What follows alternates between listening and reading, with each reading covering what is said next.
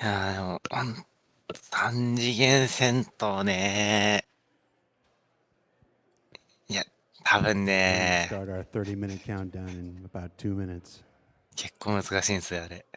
いや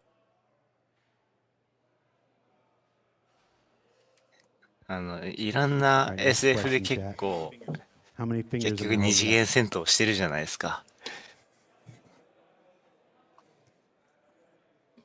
うん。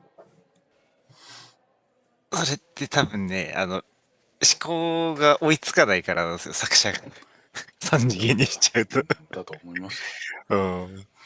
スターシーズンの艦隊戦のね、なんか陣形というか戦略の基本がどうなるのかなって本当気になってるんですよね。俺は戦列歩兵だと思う。いや、まあ、うん。いや、歩兵戦は変わんないけど、あ、いや、艦隊戦もそうだと思うよ、俺。かな。だからやっぱりあれですよね。今ってさ、結構みんな自由にさ、旋回して飛び回ってるけどさ、イドリスとかでもポラリスでも、あれ、あんなんやったら無理無理事故って終わりだよ。多分動かないですよね。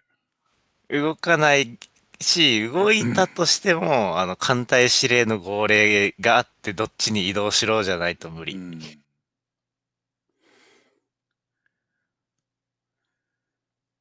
下手に近寄ったら蒸発するような形にしないとダメだよね。そうそうそうそう。あと対空砲火うまく使わないといけないし。おはようございます。おはようございまあす。と29分51秒、50秒。始まるよ。すげえ、YouTube この時間で1万人見てんだ。いや、まあ、グローバルだからね。あ、まあ、そっかそっか。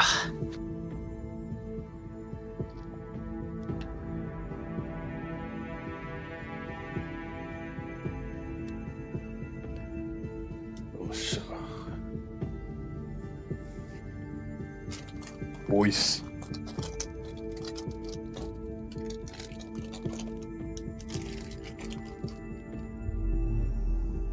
今 YouTube のコメントでちょっと笑うのを見つけちゃった。1.0 のリリースは3000年ですかって。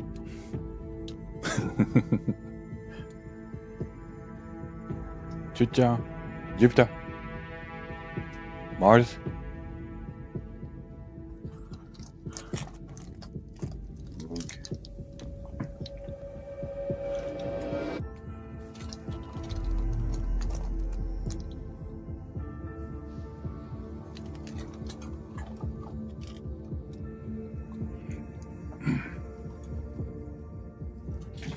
やパパパパパパパパ。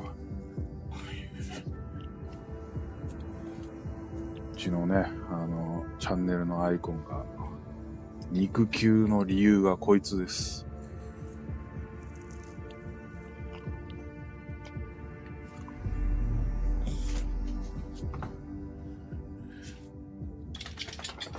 おい。うわ、パパ。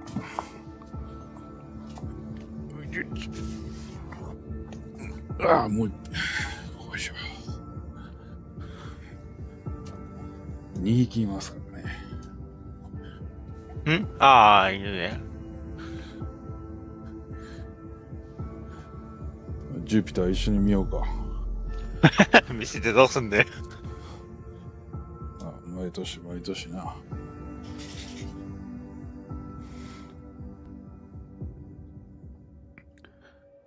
Behold, the Copion. なんかコピオンの生態始まった。本当だ。What it lacks in brains, it makes up for by being incredibly, well, horny. あいつって目4つあったん Highly だ。 sought after by hunters and poachers alike. ジュピター始まったぞ。 Fortunately, for our Copion, ほら、 this usually results 犬映ってるよ。 meal.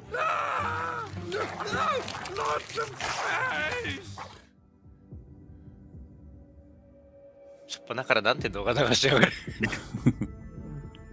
ちょいちょいこういうのが出てくるんやな。なるほど。ただ待たせるわけってでもなさそうですね。面白いですね、これ。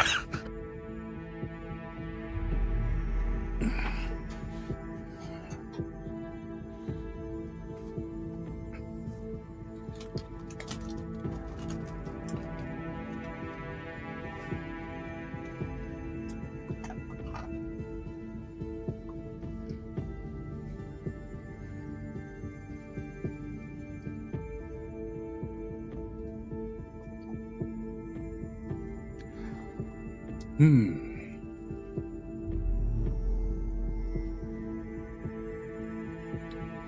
いや、待ちきれないですね。今年は何が出てくるかね。やっぱベースビルディングとかいろいろと期待しちゃいますね。いや、本当っすよね。まあ、特に今年は、スクワドロンの話は一切しないってことなんで、余計に気になりますね。42の話がね、ないから、だから本当に2時間丸々スターシーズンで、どうなんだろう、来年リリースする内容ばっかりになると思うから。ね。まあ、それか、今年の残りに何するかも言うかもしれないですけど。まあ、もちろん言うんじゃない？うん。多分ニックス来るでしょ、この感じ。今のですね。流れでいくと。うん。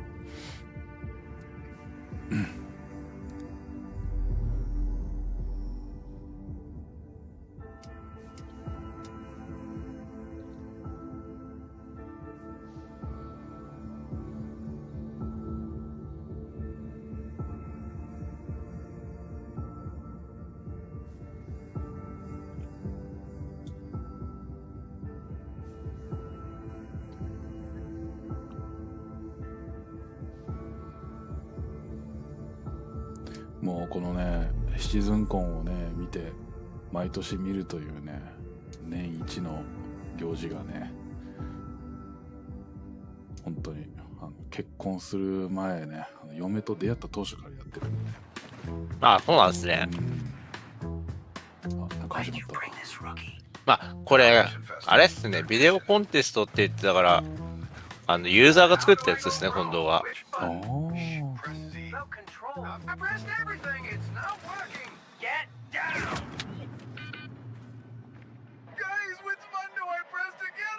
それ言ったらルミナリア出るんじゃないこれ。ああ、かもしんない。ねえ。俺作ったやつ出てくるんじゃない？ワンチャンありますね。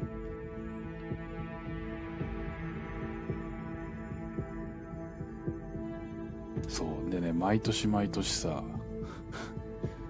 見てるんだけど、うん。もう10年ぐらい前から見てるからさ、嫁にね、まだそれ見てんのみたいな言われまあ言われますよね、そりゃ。シチズンコンを年に1回ね、こうやって食い入るように見る姿をね、年一でね、今の嫁にもね、10年見せ続けてるんでね、なんか、そろそろもうちゃんと覚えてくれてるんですよ。うちの嫁も。ああ、そうなんですね。そろそろシチズンコンの時期だね、みたいな感じになってる。もうなんか一家のゲームでみたいになってるじゃないですか。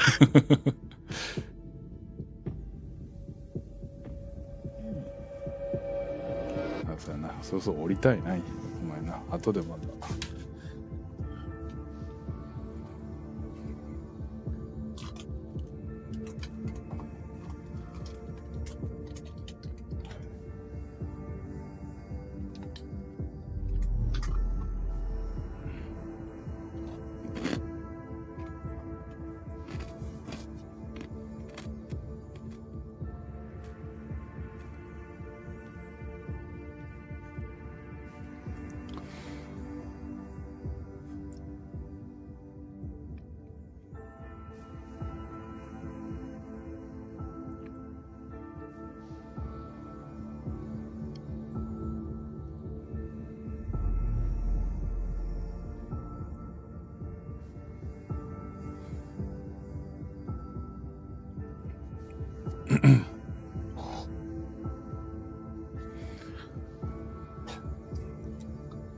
さて、サプライズでバヌーマーチャントマン出てくるかもね。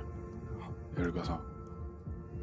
まだギャラクシー出てくる方が可能性高いと思いますけど。10万円の JPEG。まだ出ないでしょ、あれは。本当に。びっくりしたもん、俺ってスターシーズンいつからとかって思って、バヌーマンチャントマンの購入履歴で、ちょっと年数見てびっくりした。Meet Steve. It's his first day on the job after passing his Atlas operator certification. This is Edwards. After 36 years of a successful cargo foreman career, he's ready to retire. ああ、なるほ This ど is。Bob, your everyday hauler. Bob doesn't give a shit. Bob is too busy reading a funny post online.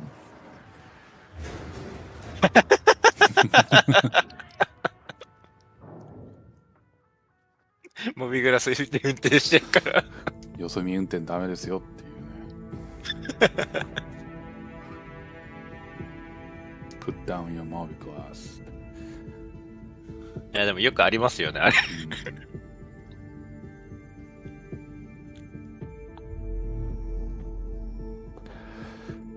たまにね、それでステーションに事故るときやっぱあるもんね。ゲームありますね。うん。モビーグラス見てて突っ込んだってやつあるもんね。あるあるあるある。さて次の仕事はつってミッション受けた、あってなります。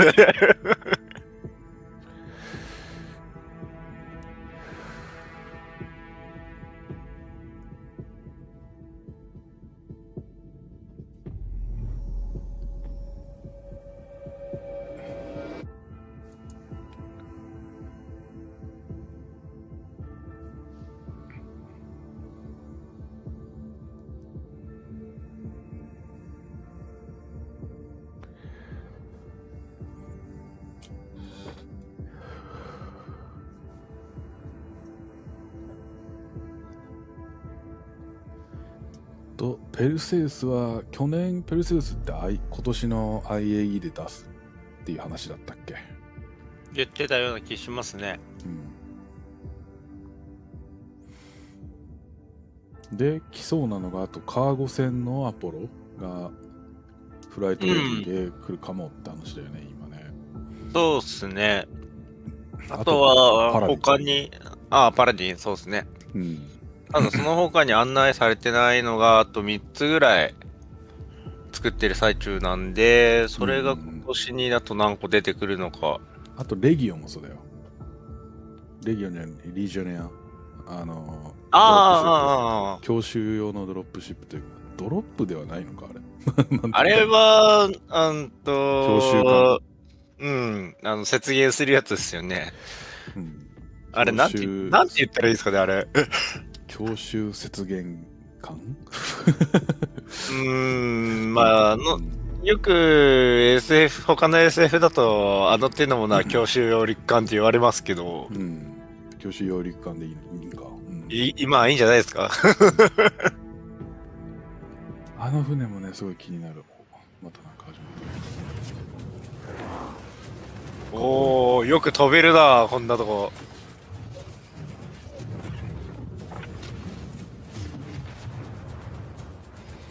すごいよね、スターシーズンコミュニティ。こんなんよう取るよ。いや、すごいっすよね。おー、かっこいいようでよけんだ。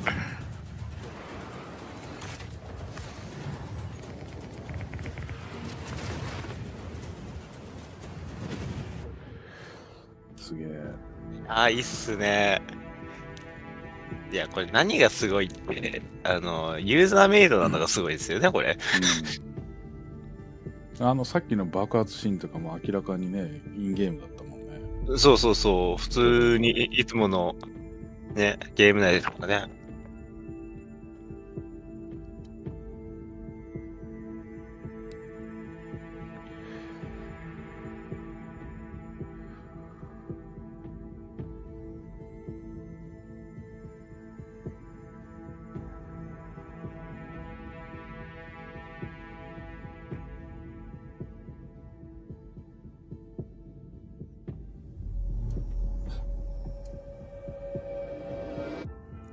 そういえば去年のシチズンコンで出てた謎の船って結局何なんですかね。なんかコルセアの半分にぶった切ったみたいなサイズの。なんかそんなんありましたね。あれ結局何なのか未だに分かってないんですよね。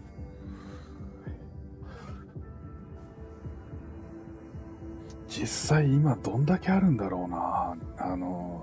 アナウンスしてない制作中の船って。想像以上に多いと思うけど、多分。なんだかんだ多いと思いますよ。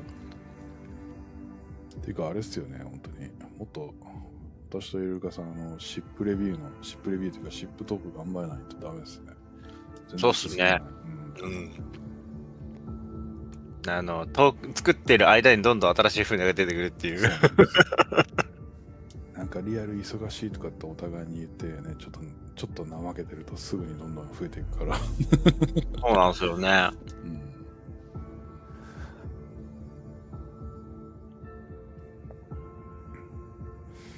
リリースする頃にはバリアント含めて300ぐらい種類増えそうだよね。なんか。300で効かないんじゃないですか。いや、300ぐらいでしょ、言うて。現時点で200ないぐらいでしょ、多分。こんなもんでしたっけ？うん。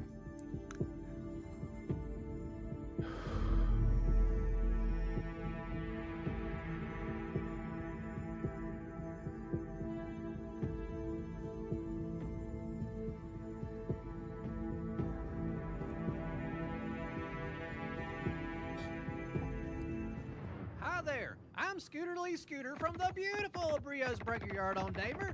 Now, some people think Brio's is still a rough and tumble kind of place, but that just ain't House. true, Bo. Brio's is a safe environment with fun for the whole family.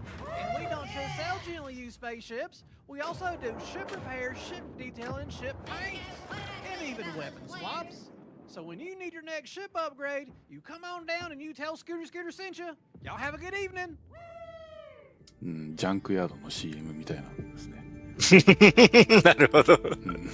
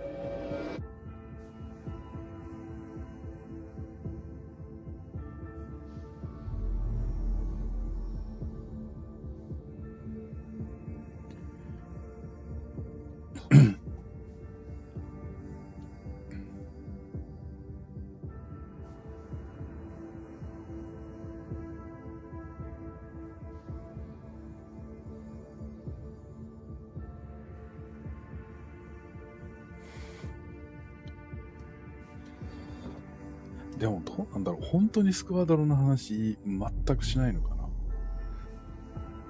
本当にしないのかな。なんか。いや、なんか俺ちらっと出てくると思うんですけど、正直ここの開発が言わずに耐えれると思えない。少なくともさ、来年いけそうだよみたいな。うん、ちょこっとぐらい出てくると思いますよ。うん。一言ぐらい得たら、何の、なんていうの、スクワドロンについてのデモプレイだったりとか、そういう映像は出てこないかもしれないけど、まあ、最後っていうか、最初と最後に多分、クリス・ロバーツが出てくるでしょ、おそらく。うんうんうん、確かにそこで言いそう。うん、ちょっとぐらいは情報、あると思うんですよね。ちなみに、今んとこ順調です、みたいなさ。うん、そのぐらいあってほしいですよね。そう、以上みたいな。お楽しみみたいな。今のペースでいけば来年のシティズンコンにはリリースできそうですよとかさ。うんうんうんそれぐらいの情報は欲しいね。で、まあ、だんだんでも、その42に関してもね、いろんな噂に近いですけど、情報出てきてたりするんで、クリアしたら市民権がどうのこうのとか。うん。うんうんうん。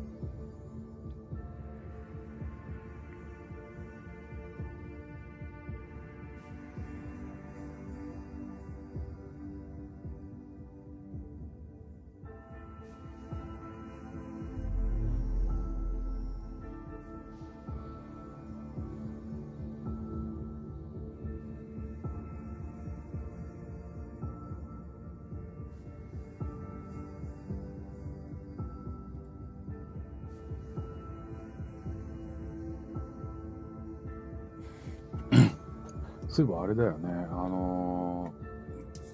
動画でさ、はいはい。そろそろ日本語化のちょっとアップデートした方がいいかな。多分。日本語化方法の。またやりますか？まあ内容変わんないんだけど、もう一回ちょっと取り直した方がいいなと思って。まあ確かに。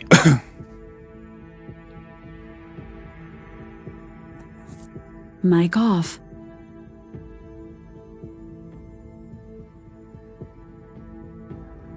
Mic on.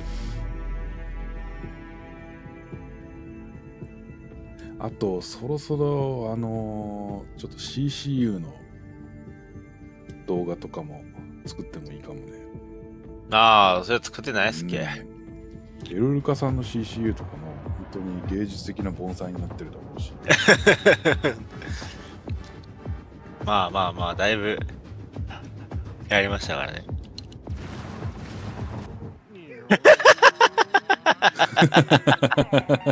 ああ、確かにこういうこともできるのか。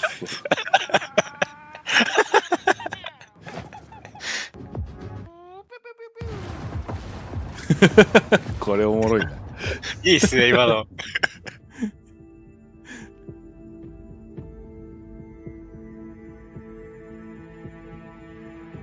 いいでしょ。そう。俺この今使ってるヘッドセットね、コルセアのヘッドセットでずっと使ってるんだけど、もうこのシステムを聞きたいがためにこのコルセアのヘッドセットを買い続けてるんでね、他に理由大してないんですよね。一番いいのはね、充電してる時の声が好きなんですよ。Charging badly って言ってくれるんですけど。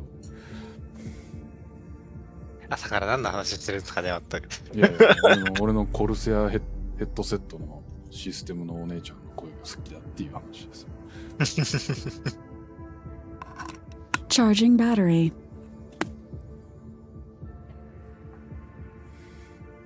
大事ですからね。まあ確かに。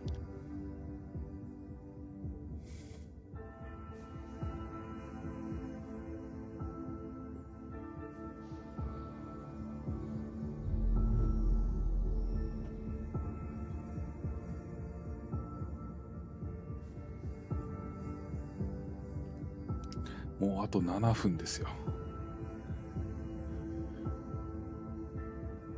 ですね。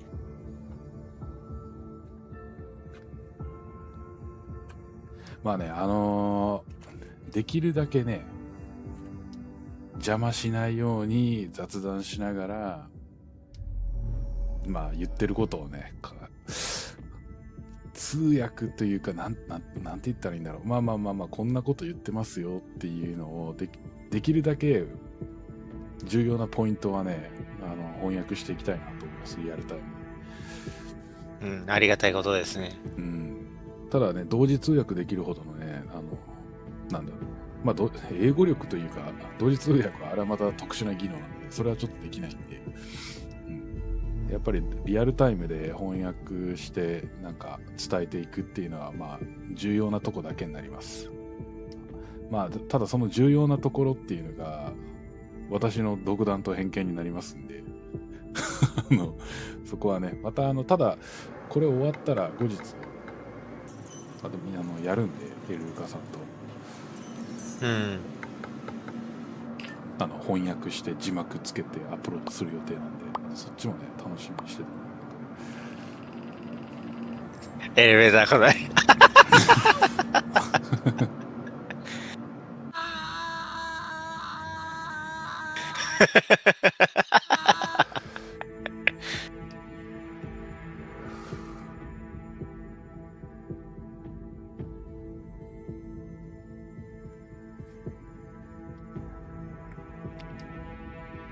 そう、あとね、私もね、やっぱりね、こうやって見てるとね、楽しくなっちゃって真剣に見ちゃうかもしれないんで、エルルカさん、今どういうことみたいなのとか、ちょっと、ガヤで、私を翻訳させるように、ちょっとああ、なるほどね。はいはい。そう、実際リアルでもね、仕事でね、そのなんか通訳的なことしててもね、たまにね、自分が通訳だってことを忘れて普通に会話してる時あったりするんですよ。なるほど。そう、通訳お願いしますね。はい、わかりました。とか言いながら通訳してて、で英語で会話を成立させた後に、だそうですとか、いや、何も通訳してねえよ、お前みたいな。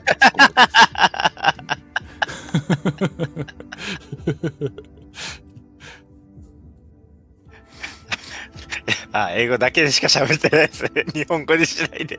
そう。日本語に一切で、ということですみたいな。でってなりますね。いや、それはお前が通訳するんだよみたいな空気。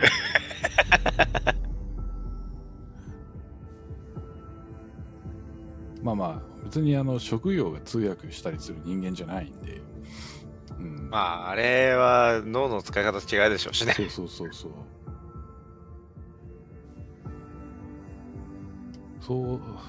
そうなんですよね。脳の使い方違うし、訓練されてないから、どうしてもね、英語で何か物事を理解したり話したりするときって、完全に頭の中がね、英語に切り替わっちゃってることが多いんで、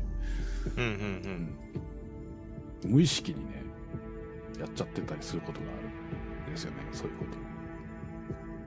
と。なるほど。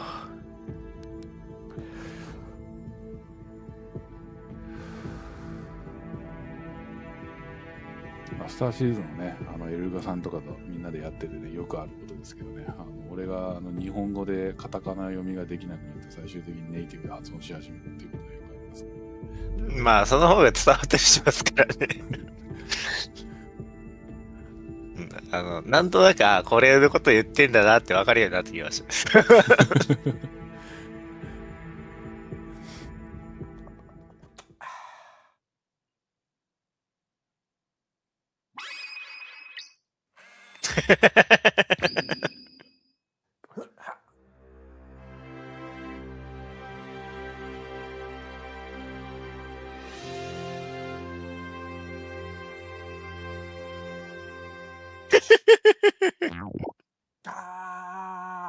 One day.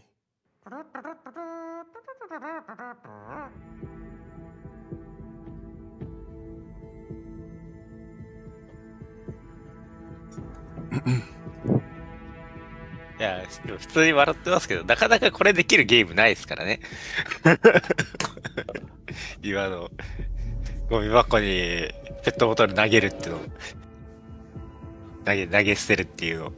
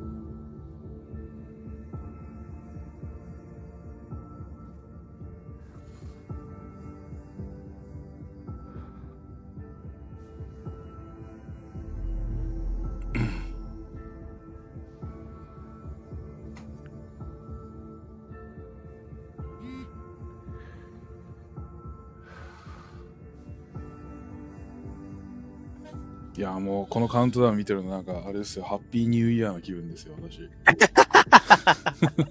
まだ早いんだよな、2ヶ月ぐらい。本当に。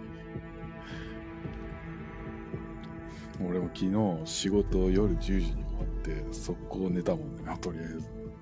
まあでしょうね。普段さ、寝つき悪いからさ、もう寝てちゃんと起きないとって思ったから、すぐに。はい。とりあえず酒を普段やめててあんま飲まないんですけど、酒書き込んで無理やり寝ましたからね。なるほどね。寝酒ですか、完全に。そう、寝酒。久しぶりに飲むぞっつって。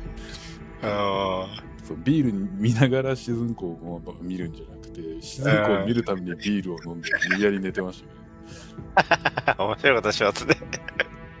4本ぐらいビールガバーって一気してよし。寝るぞ。無駄に体でかいから酒の回りも悪いし。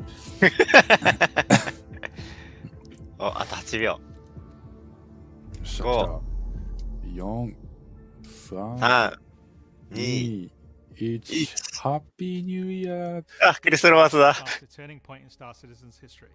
We have finally moved past the question of whether we can build an architecture to deliver a universe with incredible detail at massive scale, seamlessly, and where thousands of people can all play together.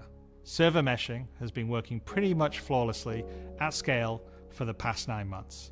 It has brought a more populated and active verse with up to 700 players online and in the same space at once. It's greatly increased server performance and delivered a much more responsive player experience. I couldn't be prouder of the team. They delivered something no other online game does presently. There may be other games out there that claim large player counts, or even the ability to mesh, but none do it at our detail, scale, and seamlessness. Of course, there will be continued improvements to server meshing and to Star Engine, but having moved past this last big technological hurdle has allowed us to finally focus on quality of life and stability improvements, something that has long been overdue. We're about to deliver our 9th patch in 10 months, with content that has brought Star Citizen storytelling into new and exciting directions. We pushed more than 24 features and more than 2,000 bug fixes. And while there is still a long way to go, the game has gotten more stable, performant, and fun as a result. We see this in player metrics. More of you play every day. The daily average users is up 45% from last year, and your play time is up 15%. So more people venture out into the verse and stay there longer than ever before. And through all that, we've told the dual stories of the Frontier Fighters Assault on Pyro and the moral compromises being made to combat the regen crisis. Now, as those stories come to a rest for the time being, it's time to look forward to the next chapter of Star Citizen, where the instability in Pyro and the callous actions of some pave the way to new adventures, new locations, and new threats. Last year, we announced our next Star System would be Nyx, home to the People's Alliance of Levski and bordering the Vandal threat. Today, we're proud to share that your adventures in Nyx begin not next year, but next month. The Star Citizen's third system comes online in Alpha 4.4. 2 new systems in 1 year. That's only possible because of the tireless work of our development teams, server meshing accelerating what's possible, the support teams behind the scenes, and most importantly, all of you.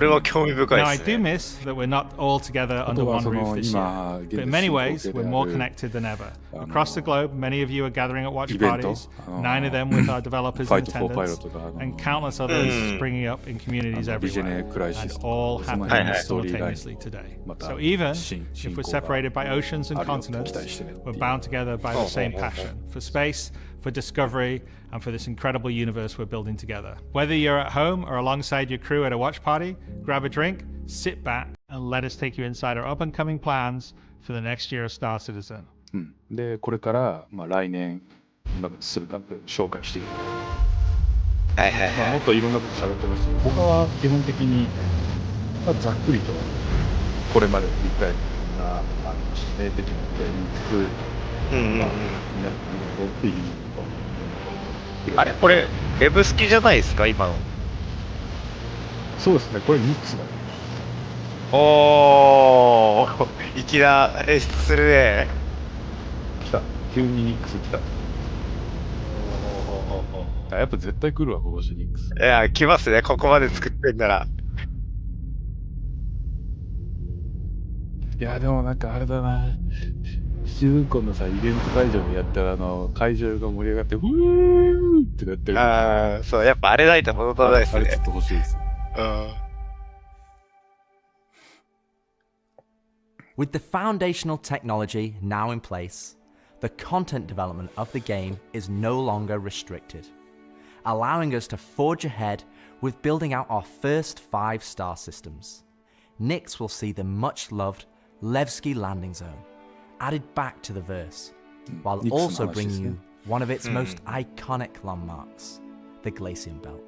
Here, you'll experience a new combined arms operation that will introduce new factions and new adventures for you to discover. With this edition of our 3rd star system, we're also going to do something that's at the heart of the entire Star Citizen experience, and that is to build it right in front of you.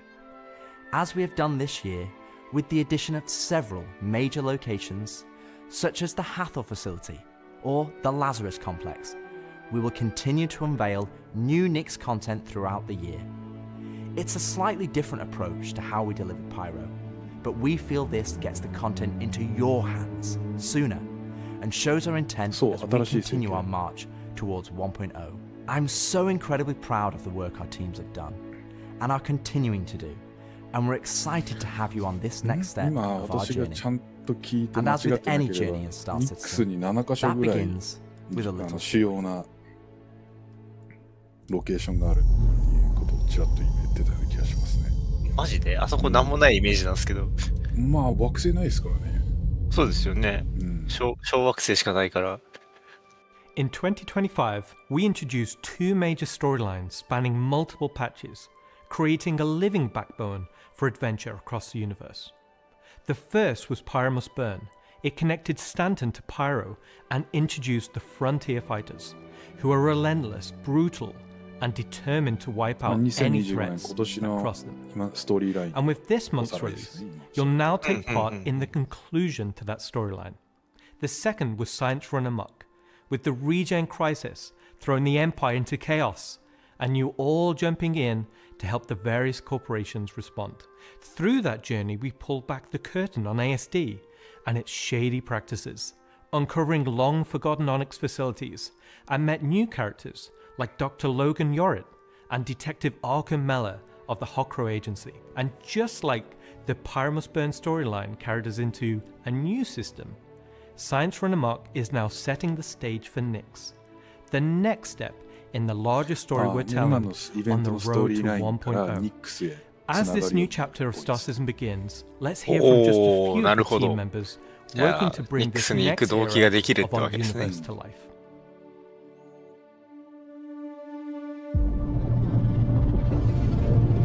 Oh, これテラピンか。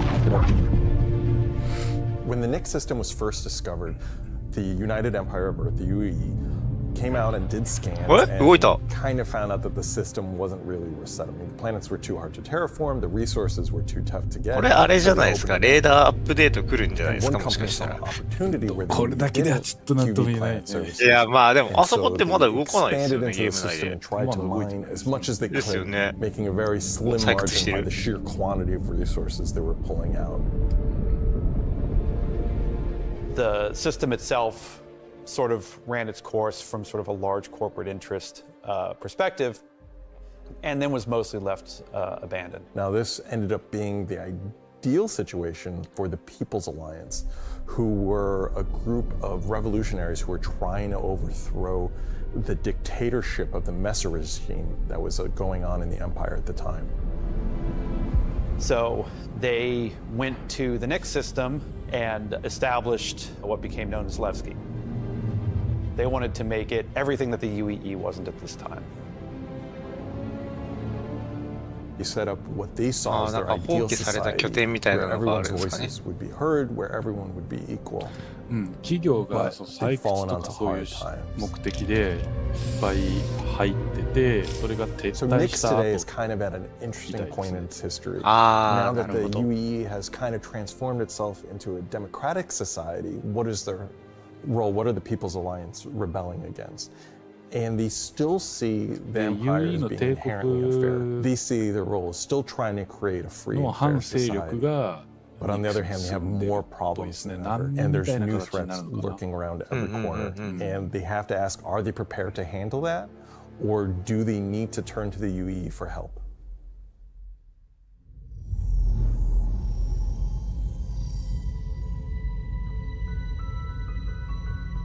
Making a star system is you approach it from kind of two まあちょっとね、 angles もっ in a と weird way. 詳 What しい is こと this 言ってたん system ですけど、ちょっとね、 bringing 今すぐ to the 翻訳しき gallery? れない。 How does this new まあ system その辺は plug もち into ろん it, and 字 what 幕 does つ it けま bring す。 to the table from ああ、 a そう sort です of ね。 a flavor experience? We want to make sure that whatever it's bringing to the company is unique and has some flair to it. So the Nix system is a remote system where people want to go and live free outside of the pressure and influence of the UEE. It's a remote and rugged system with a lot of hostility coming from the ever-present threat of Vandal. It's kind of like a frontier-esque thing. It's not lawless like Pyro, it's just kind of out there.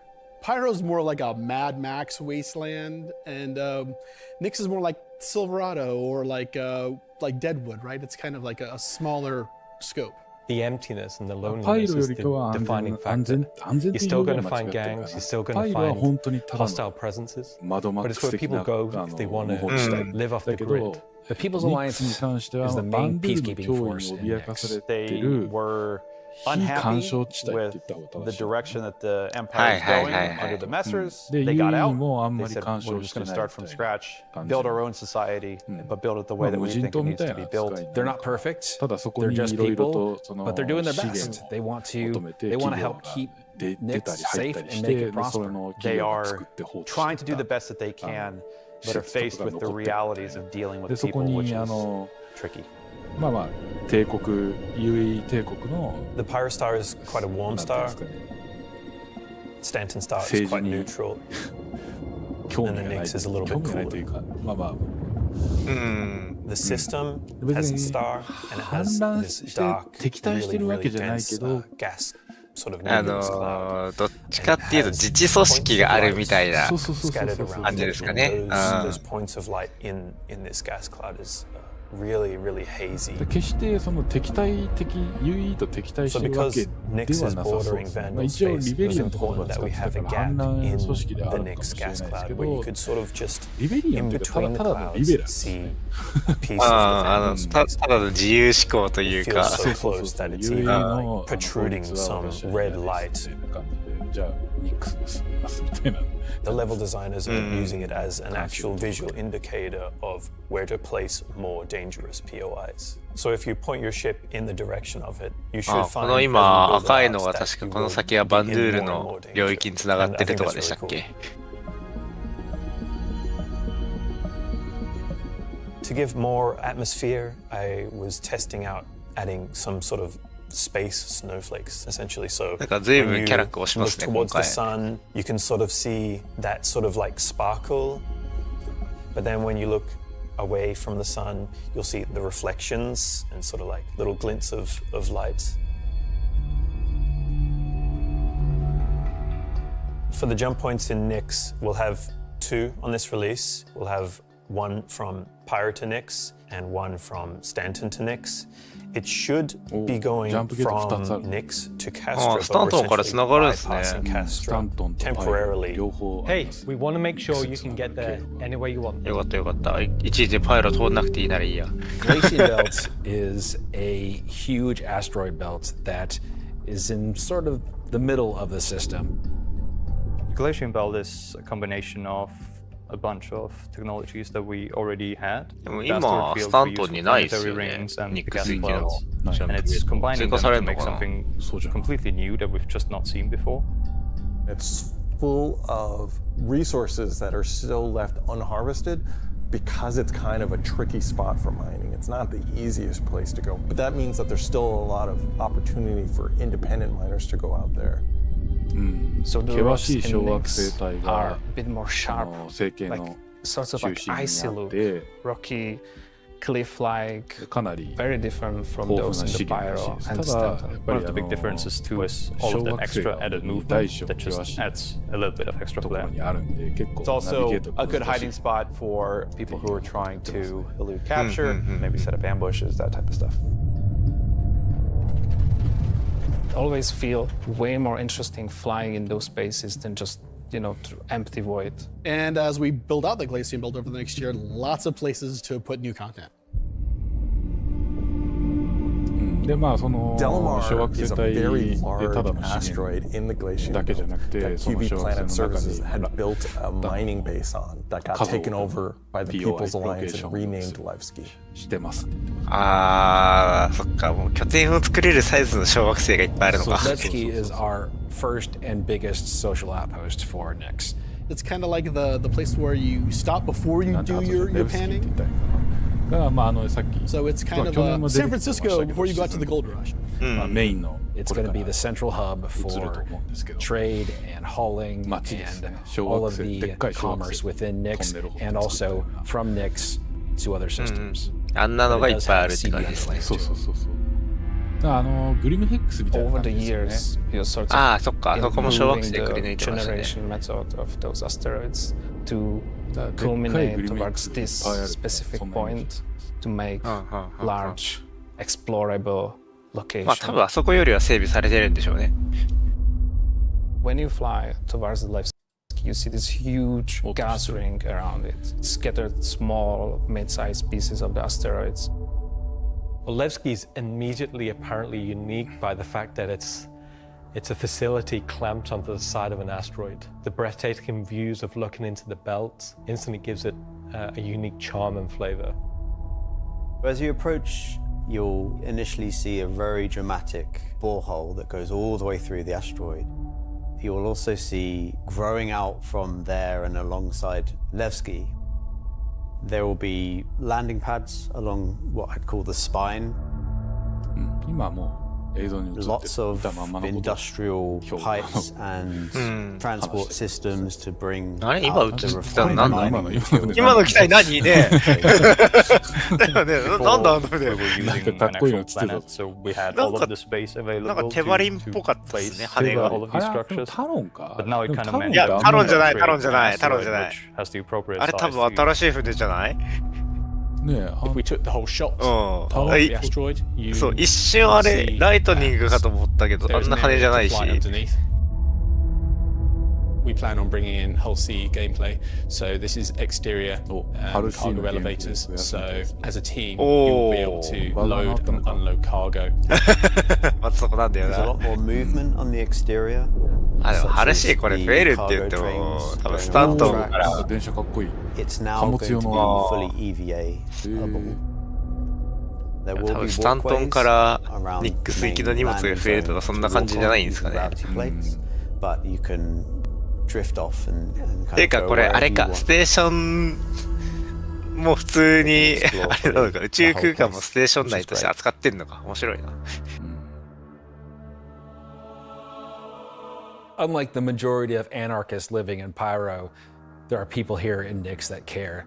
It's not a downtrodden or derelict, dilapidated location. It has a sense of order. But only where the People's Alliance has people living.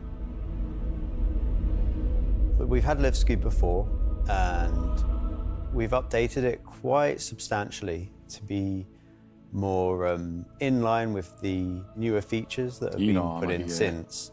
But also visually, and there's been a lot of fixes that we've wanted to add and bring up to like a good standard for a landing zone. Gracing the main lobby of Levski is a large statue of Anthony Tanaka, who was a child worker. Yeah, it was being worked to death. All of them were. And Anthony Tanaka just had a break. He said no and stood up against the foremen, supervisors, the managers, the guards, and was killed for it. And so he became a sort of a figurehead. And kind of was one of the linchpin moments in seeing the fall of the Messer regime.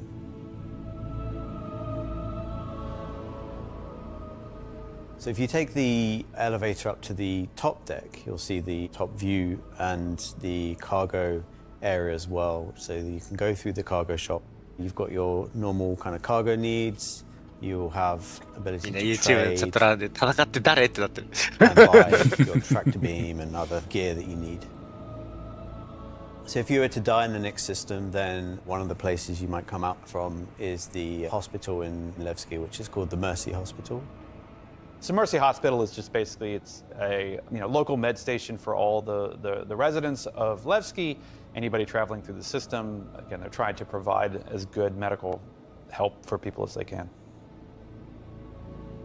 When you arrive at the HAB's location, you'll be presented with a lobby, elevator bank, and then you will take that transit to the HAB room. So within that room will be pods. And that's where the original miners would have lived. あ、でもこれニックスの空気感結構好きかも俺。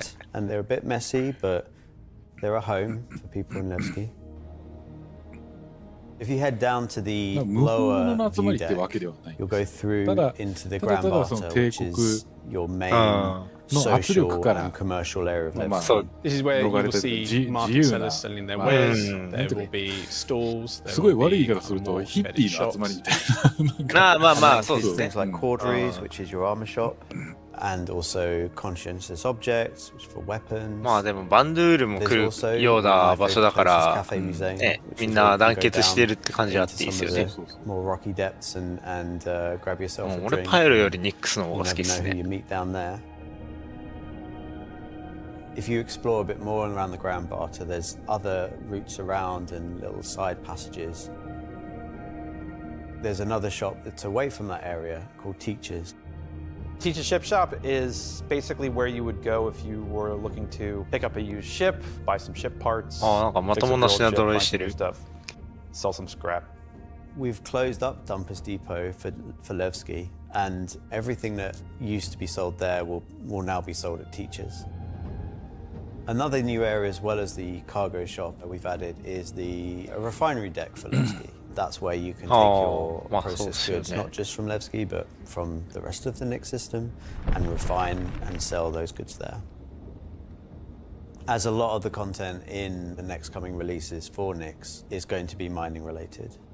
So it's super important that Levski is a really nice hub for mining type of gameplay. So we're really happy to bring Levski back into the game. It's been gone for quite a few years now. I think it really provided a unique environment of its run down. The people who live there love it and are working their hardest to make it a great place to live. This is a location that has a lot of nostalgia for you guys, and we don't want this just to be a re-release. We do want you to go, wow. It's not going to be as complete as Pyro was when it first came out, but it's going to be our first iteration, and you're going to be able to see it grow as we work on it. Like with everything, we're always learning and improving and finding new ways. I mean, is there anything more Star Citizen than just building the system while the players watch us build it around them? It's going to add a nice dynamic to Stanton and be a much more calming of, style system than Pyro. The people that would have played it before are going to love to see this come back, and the people that haven't seen it before, it's going to be a great new location. This is the first time that I'm going to be able to touch stuff and kind of bring my own content to the game, and that's really exciting to me. Levski coming back into the game is a huge milestone personally for me. So I worked on the original quite some time ago, so seeing it come back and updated and improved and better is fantastic.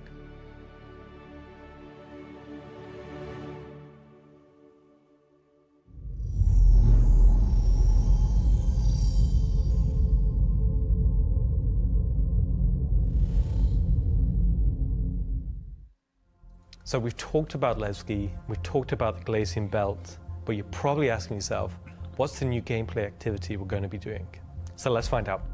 Welcome to Nix is your first experience in a new space station in a new solar system. It's a mystery to be solved. There's things for the player to explore and look into. There's going to be some twists and turns, of course, some combat, and if you're lucky enough to survive, maybe some good rewards. This is basically a continuation of kind of our ASD storyline. So in the closing out what we had called our Science Run Amok storyline, we had revealed that ASD had been procuring very black market illegal stuff in order to conduct their experiments.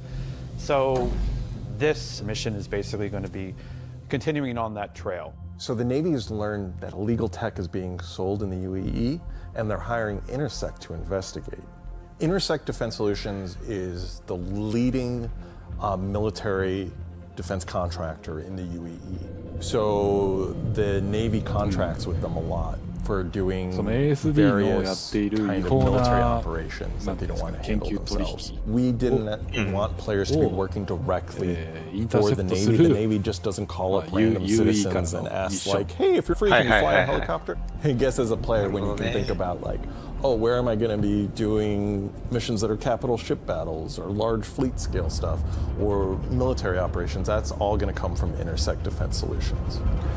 なんか結構大きいキャピタルシップが The 絡んで source く of る illegal 艦隊 tech 戦 is in the だ NIC ったりとか system そういうも and の an old を abandoned QV Planet Services logistics station that's come back online. そういう So も they のが want 見れるか the もし the れない players to figure out what's going on. 感じですね。まあ、ポラリス2隻も引っ張り出してますよね、今。 So when you come out of quantum かなり軍事 and you 的な start your ミッ approach ションが出て vector to the objective, you'll be weaving through asteroids, going through the glacial belt, and slowly the station will reveal itself. Now this is an old QV logistics まあ station. ベースでは It's その pretty 闇取 beat 引 up, してる it's pretty derelict, こと but で there's すね。 some points of interest that you'll spot as you go through.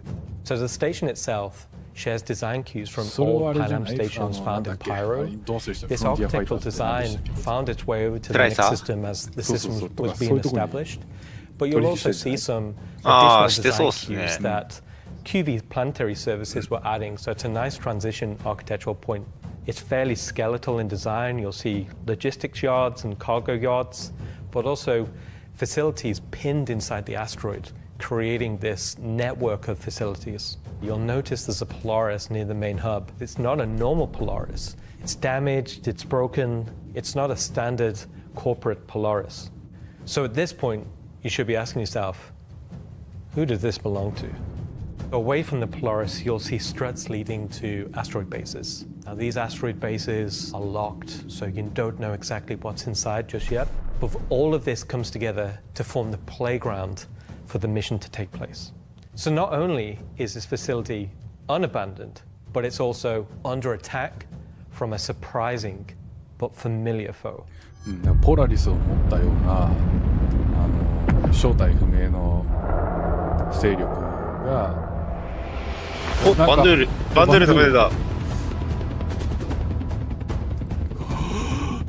あ、これあれじゃん、将軍が乗ってたやつでしょ。そうっすよね。うんうんうんうん。なんで何これ欲しい。いや、ちょっと。欲しい。おー、グレイブもサイズも出てきた。For the first time in the PU, お、出てくるって。 the Vandal. バンドゥール出てくるって。来た。初めて PU にバンドゥールが出ますって今。 So the Vandal are a nomadic, very, very, very violent spacefaring race. They've been striking out against outposts and such in the NIC system. They don't really know what they want, don't know why they're doing it, but it seems like whoever's running the station is really pissed them off.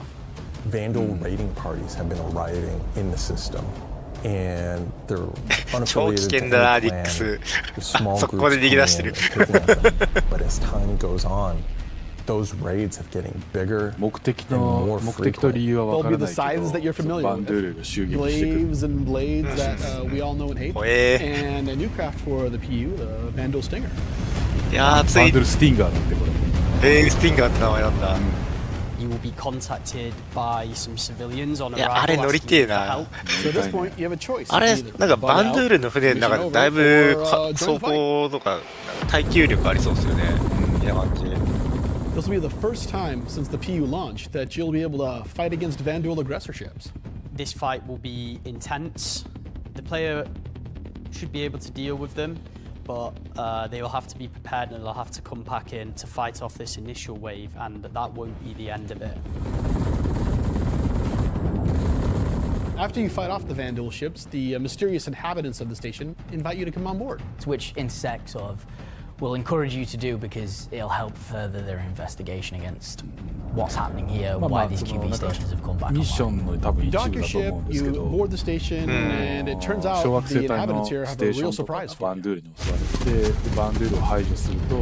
The player will be immediately ambushed. These guys are not your friends.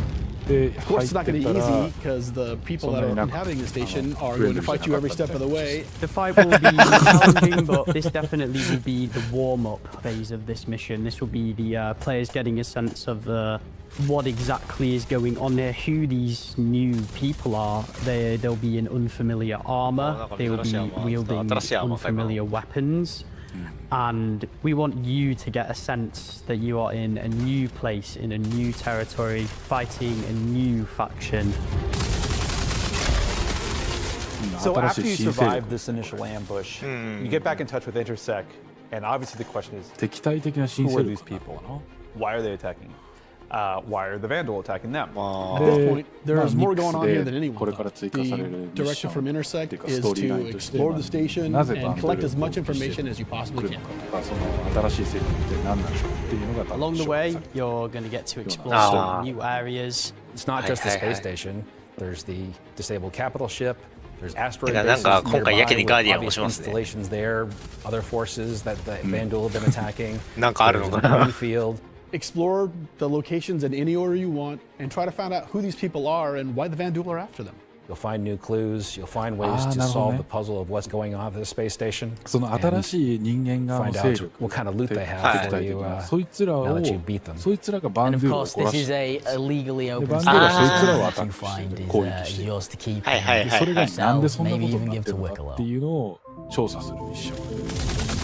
絶対こいつら ASD This じゃ isn't ないです just a か。 one-time event. This is a permanent sort of mission that we're going to be adding to the game. 絶対 ASD っすよ。 And その repeat 敵対 this 的なやつら。 mission and それか find ASD と取引 ways である to か do どっ it ちかっす even よ。 better, even faster. There'll be a different story and different flavor. だっ Obviously, て you ほら、 can't この have the 前 same thing happen every time. ASD There'll 行 be きま other したけど missions that、あんな Intersect と will こ offer to に you ブレイドあったじゃないです based か。 on the 解剖 evidence され that た you りし found. ましたから Now you know the あ real あ、そう story. そう You そ can う。 start digging and giving more information to Intersect along the way. そらバンドゥールも切れるわ。そうそうそう。新勢力 VS バンドゥールを調査。I'm super excited to finally see the Vandal in the PU. I'm excited to bring cool Vandal ship combat to SC. Players in the PU will now get to face down these awesome ships and get a taste of ああ、そうですね。ちょっと期待したんですけ like ど。 we already have it in Arena なかなか Commander, 難しそうですね。 where you get to fight the Vandal swarm, and being able to do that in the PU is going to be, I think, a heck of a lot of fun. So this marks a great milestone for us for not only pushing hard and adding great content this year, we're also being able to introduce the next star system and introducing the next landscape to tell いやー、まだでしょ、あれは。あれ出すんだったら俺、レーザー線欲しい。俺あれもしで、 If you're at one of the watch parties, please raise a toast to the great work that all the teams have been doing this year. And I'll be right back in just a few minutes to look ahead at some of the things coming in 2026. ずっとあれ欲しいって言った。 Hello, everyone! なるほどね。 And welcome to the Voyager Bar in beautiful scenic Orison, そうや、なんかバー where the 室に staff of 試合 Cloud 時のメン Imperium バー行っ Games てるって言ってました Manchester ね。 is gathered for their very own CitizenCon Direct Watch Party. オリソン風になってます。 As the dozens of such Ah, events 確かに。 happening at locations around the world, we've gathered today to watch this sneak peek at just a little of what the next year of Star Citizen has in store for everyone. Oh, that was really good, everybody. I'm Jared Huckabee, your host for the festivities. And for the show today, let me tell you, it's not a joke, it's not a gag. Next week, we're hitting our 9th patch in 10 months, and then in November, we're going to finish out the year strong with the long-awaited arrival of the Nix system. And in case you missed it, because you were chatting with friends, が今年中に来ます。 it's not the lawless wasteland of Pyro many folks have been speculating, but an independent system with its own set of rules and laws and multiple ways to get there. It's an exciting time for everyone at Cloud Imperium Games because, as the architects of our persistent universe said at the start of the show, the foundational tech that we've been building for so many years has now unlocked us to bring more to Star Citizen than ever before as we continue our journey towards 1.0. Now, before we continue with the show, let's get a few housekeeping tasks out of the way.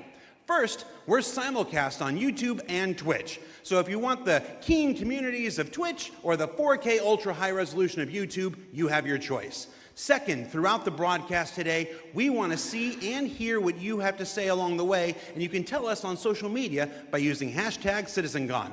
We're especially interested to see any photos from those watch parties that are happening across the globe, and we're going to find some way to bring a few of them into the broadcast later in the program.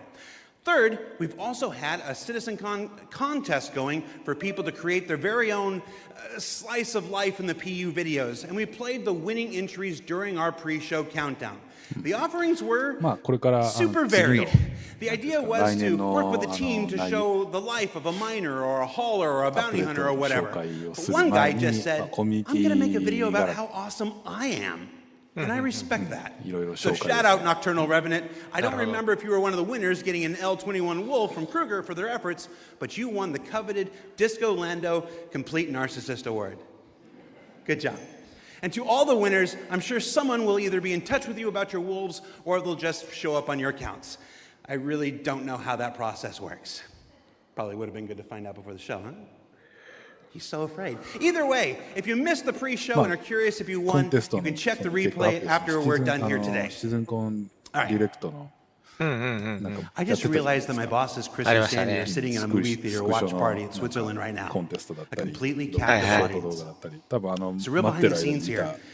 This is especially torturous for Chris right now because he's super excited about the next segment we've got coming up. Aren't you, Chris? And you're just sat there right now, forced to watch and listen to anything I say. Do either of you regret that decision so long ago? All right, so I've probably pushed my luck enough. Let's get to the next thing. When Nyx arrives next month, it'll have Levski, the Glacium Belt, and the new Welcome to Nyx operation we just discussed. But throughout 2026, we'll also continue to build the star system out with new features and new technologies that will not only set Nyx apart and give it a unique identity from its sibling star systems, but continue to set Star Citizen apart from other video games altogether. Now, at this point, if you're running one of the watch parties, you're going to want to crank your speakers up for some brand new music from the Maestro Pedro himself. And let's take a look at some of what the next year has to offer for the Nyx system. でもニックスについて今から話すみたいですね。来年来るか。来年来る内容。ブレイキングニューグラウンド。At Cloud Imperium Games, we believe art inspires the best technology. And through the development of that technology, it pushes us to create even better art. When Genesis comes to the persistent universe starting next year, it will change how you experience everything. And not just the building of the new planets for the Nyx system. We will also go back through Stanton and Pyro and reimagine them through the lens of our technology. Previously, and more traditionally, we create slices of biomes, like deserts or forests. This approach moved us forwards and got us this far, solving the scale of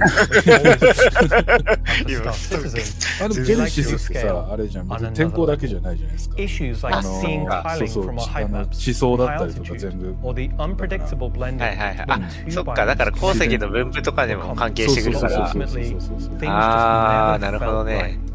Our worlds were gorgeous, but to us, they still sometimes felt like interpretations. Now this was a super hard problem, which we needed to solve at the scale the star system requires. We challenged ourselves to emulate nature in the most believable way, and not just on a planetary scale, but to our level of detail. なるほどね。まあ、ニックスがテストサーバーみたいな感じになるんでしょうね。まあまあ、ちょうどいいですよね。With Genesis, we've made a いや、綺麗だよな。how we do things. Biomes are now created based on the physical data sets. なんだ今、今、ライトニングか。With the assets being spawned whenever and wherever the correct criteria is found. So when you see a forest or a meadow, it's no longer because an artist painstakingly crafted it there. It's now because it simply wants to be there. It fits inside our rules. Genesis also ties into our other gameplay systems. Our new planets are built from the information we create for our different data sets. Like height maps, humidity, temperature, soil type, soil amounts, geology erosion data, to name but a few. This means you can now tell where to find valuable minerals as the geology looks like it would be suitable for it. Where scree piles exist below sheer cliff faces, and where rocks have broken off over time due to erosion. Of course, these new tools still give us the ability to direct the look and feel we want. The attention to detail from the tallest mountain to the smallest flower is still our core DNA. With Genesis, we can now keep that detail-orientated mindset as we focus on the quality, and it provides the quantity. Genesis provides our planets with the ultimate sense of exploration and adventure, discovery in the purest emotional form. We want you to find that perfect place, with the planets providing an abundant resource to harvest. This is a major part of what exploration is for us.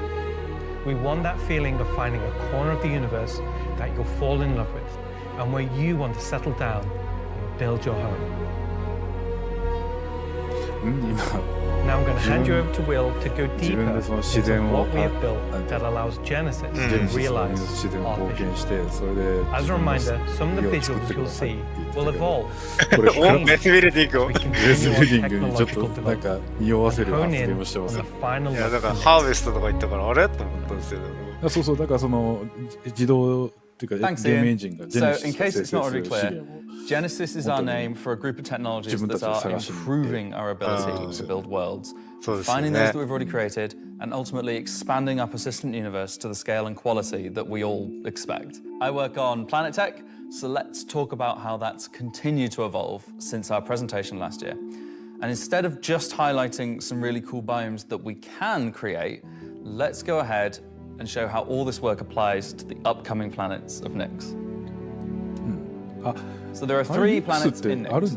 Nyx 3 is a gas giant, and I think it's blue. It's not going to surface. I don't really know. でもなんかあれですね。普通に過ごせる環境ではなさそうですね。It's got like this high pressure atmosphere, and it's like a very volatile planet with high risk reward gameplay.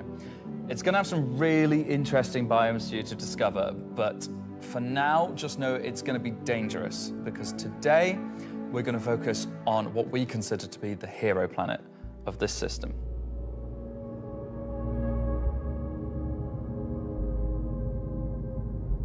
Nyx 1 has got a rugged, remote beauty.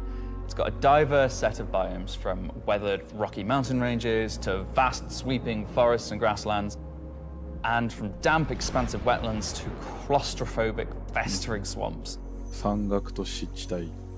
These core biome concepts give us a fantastic platform to hone our technology, in some cases because the current tech couldn't do them at all, or because we want to completely step up our game for them.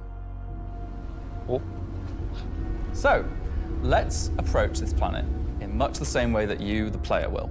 気熱するってことはつまり大気があるということで。The orbit appearance of the planets going forward is far more tied to what is present on the surface. Previously, we had different data that drove the orbital and ground coloring.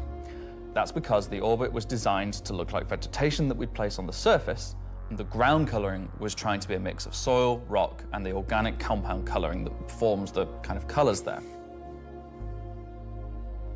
Now we author much more of the data in a unified way. When you look at Earth, you see blues and greens for ocean and vegetation, and brown or yellowy tones for sand and soil. We wanted to keep it as simple as that. The same set of textures and data that define the color of the soil, sand, and rock on the ground are used to create the orbital look. We then assess the presence of vegetation and competition between different species on each part of the planet, and use that to blend in tones of green, including variations due to species health and the current season. This creates a far more complete image and allows you to identify features, geologies, and potential points of interest all the way from space. Let's go down to the surface and start with something closer to what you're used to, but in a whole new light.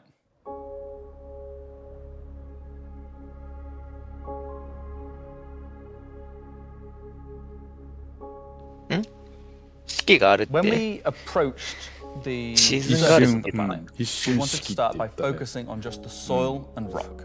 One of the things that was missing from our terrain previously was simply feature complexity. いや、今チャットでシーズンって意味で言ってたから、それ。 We lacked detail at the ground scale. To combat this, we've added a new layer of data. That layer is called the medium tiles. そう、四季の話出てきてます。 These are intelligently placed on top of the existing 4-kilometer terrain tiles based on slope, soil type, and other erosion data.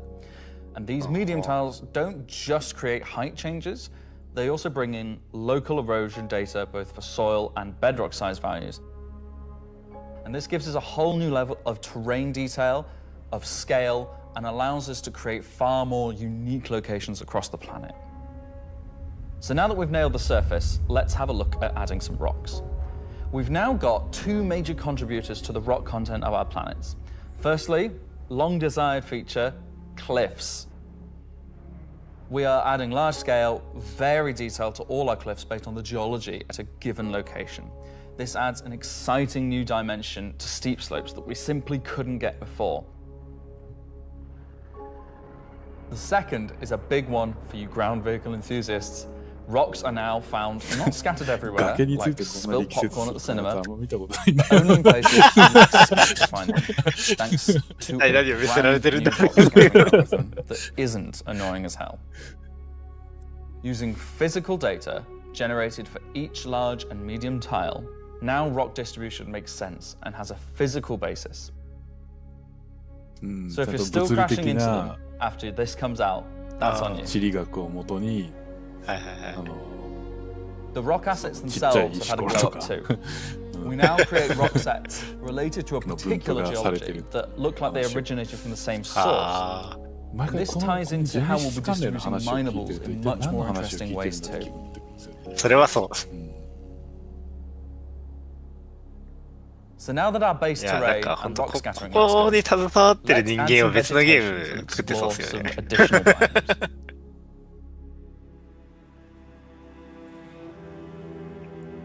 Next one's forests and grasslands are full of trees, various grass species, rock formations, and they're found in all sorts of elevations like mountain valleys, open plains, and dense meadows. いきなり地質のこのグラデーション見せられてもさ。 Water, they begin transitioning into more wetland type biomes. それよりさっきから沼地に生えてるあれが気になるんですけど。 And while forests are super cool, let's focus on the grasslands and wetlands today. 綺麗だな。 So, how are we making these look so あ、 great? これ石じゃなくて牛か。 Obviously, we've had grass before, but never meadows of it. Because until now, we haven't been able to spawn grass in large enough quantities or effectively represented at distance. So we're stepping up our game in terms of いや、これ結構 spawning, 標高高い shaping, な、 and 山の上。 shading grass. 今ね、雑草がどのように生成される With かって話を Genesis, し we て now leverage GPUs to create vast quantities of 何の話を assets してる across all biomes. だから今は Whether そ it be の dense meadows 言ったら開発のデザイナーがこの辺は草原地帯とかっていうふうにやってるけど、これがジェネシス We are also able to 生え fit て our く grass るよ tiles to ね。 the ground by conforming them to the unique terrain underneath. Now we can finally cover complex terrain shapes. YouTube のコメント見てると、あ、GPU 死んだなってみんな言ってますね。 Laid is oriented as you'd expect and not sticking out like before.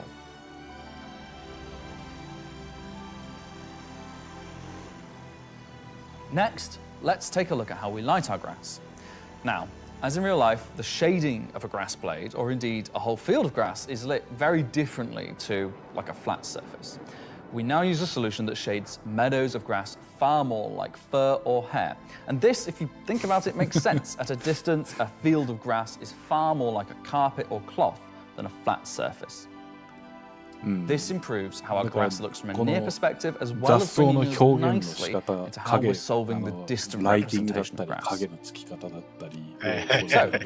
about the distance problem. いや、なん One か of our biggest achievements こういうところで with 一番 Genesis 力 is 入れてそう allowing だ us か to らちょっ build と困るん beautiful ですよ。 biomes after flora and geology assets like a あ、 building でも set. これできたら、まあ、これも、あれですよね、ゲーム界 But の in the past, this 新 broke 技術 down ですからね。 very quickly when objects simply disappeared when viewing the same biome from 10, 20, 100 kilometers away. Because we don't hide planetary transitions and allow you to view complex regions from very large distances, there are almost infinite perspectives from which you can see a location in Star Citizen. So, how can we afford to evaluate complex spawning objects at one time with entire swathes of the planet? Enter the virtual terrain. Virtual terrain, or VT for short, is how we now cache and represent our terrain at varying scales. 何これどんどんグリッドが細かくなっ This て has るって been the enabler of どういうこと all こ of れ the lovely 多分 advances in 離れ terrain たらグリ complexity ッド and が SS1 どんど and ん we've ま shown と so ま far. って And it's 描写され also 描写の how 多分 we あれじゃ now ない evaluate and represent vegetation from a じゃない distance. これだから距離に近づく距離に When よってグリッ creating ド the が VT 細かく for なっ each て part of the 描 terrain, 写されてい we く。 assess if vegetation has 距離 covered the とあれっ ground. すね。 If so, 多 what 分 shading should be applied? 視界 For の all of 端 our とかは biomes, we're now able to よ use the 詳 same しく描写 shading され model ない for み the たいな感じ distant ですね。 representation as the close-up まあ asset. こうでもしない whether と that's グ our ラボし lovely に rolling ますからね。 hills. Some more dramatic rockscapes. とりあえず今のところ私たちここ Those 数 muggy 分間 wetlands. 聞かされてるのは石の分布 Or と even 雑草の表現 our festering っていうのを何のゲームだっけってですね So みんな yeah, ね we didn't forget about the YouTube swamps. のコメントで And 今 they're coming to みん next なグラスコングラスコンって言ってる Built using the lessons learned and all the technologies we've developed, these swamps now spring into existence from the planetary data. This biome combines all of the elements from the other biomes we've shown you today, from water interaction, denser spawning, unique ground coverage, and I think it creates something really unique.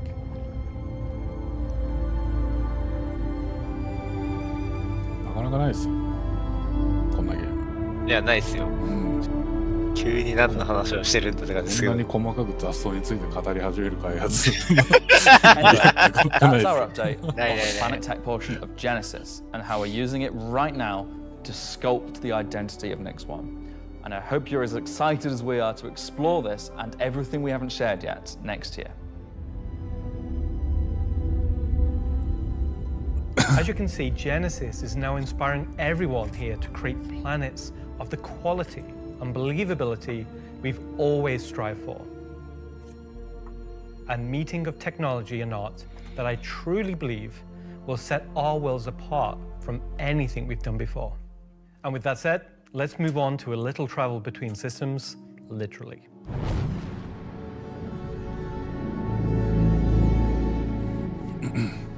Up until now, our mission system has been specific to the star system you're in, meaning a Stanton mission has to take place in the Stanton system, and a Pyro mission has to take place there.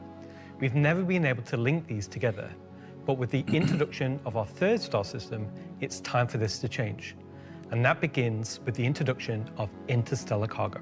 What are you talking about today? System to system カーゴ hauling ミッション missions. が Hauling is back.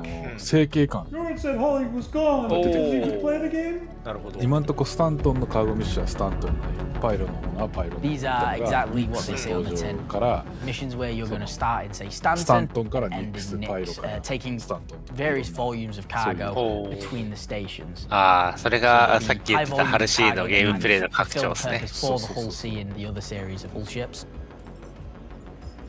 And there'll be a few sort of more direct routes. So you might pick up some cargo from Ruin Station. 今、ハルシーに積み込んでたってことは、横のカーゴパネル使えるようになるんですかね。ぽいですね。So if you've never sort of experienced the jump point or going through it, these missions will require you to. いいっすね。まあ私たちね、もうすでにハルシーでね。 They're no way limited. You can do them in any sort of ship you want, まあ any もうやっ size て of ますけ ship. ど。 I'll be doing them in my Drake cutter myself. Between Stanton and Nix. Just a Drake cutter. I've got a few ships, but the Drake cutter is really cute, so. One thing that we're looking to add with these interstellar missions is scripted combat encounters where you can be attacked by NPC ships. Maybe the mission giver has tipped off some pirates who are looking to get a hold of that cargo.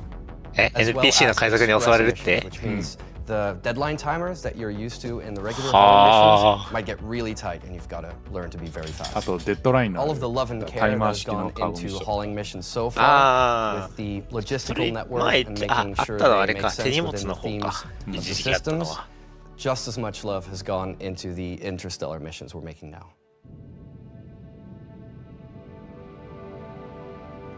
At the start of the show, we said we was going to build out the Nix system right in front of you after 4.4 launches next month, and why we want to keep as much of what we're doing behind closed doors so you can discover it for yourself, in-game and on your own, we still are excited to share with you a brief look at one of our up-and-coming locations. 来月に 4.4 で来るみたいですね、この辺が。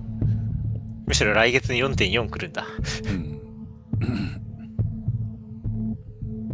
Okay, so Rock Cracker, Jared, is our internal name. Rock cracker is where you have to crack a rock. It's a big rock. なんか No more. 石を粉砕。 So way out into the Hyuga belt, you'll find these old QV breaker stations. これがさっきちらっと言ってたマイニング絡みのあれかな。ですかね。These were originally industrial facilities breaking apart large asteroids and そういう mining 施 them down. 設があるんか。But since they've been mothballed, ああ、はいはいはいはいはい。 so you're going to have to find your way なるほど inside ね。 and thinking もう about how do we bring 船 this じゃ砕けない facility のを back 一 to 回 life. 砕いて採掘できるように It's するっ not て just いう about flipping the 感じです switch. かね。 As you bring these stations back to life, you'll be lighting the beacon and calling attention to these long forgotten places. ああ、はいはいはい。OLP みたいな感じですね。はいはいはい。それを小惑星ごと features is the laser なん head, かステーションを which 起動 will すること require certain things to get working. OLP It's up to you and your friends to レーザーで粉砕 find する how と to get 粉砕 in. するんだね。There'll be a variety of options. Whether you're discovering the bowels of the station and mining your way through long forgotten tunnels, or you're going through the main laser entrance. Now, as you're traversing through the facility, you'll find the old engine room. Now, there may be ways to bring the facility back to life, kickstart the engines, and bring power to different parts of the facility. Maybe eventually bringing the laser back online and cracking some rocks. The secondary gameplay loop is FPS combat. You're not there by yourself. There may be squatters and outlaws in these stations trying to stop you from what you want to do. 採掘をする。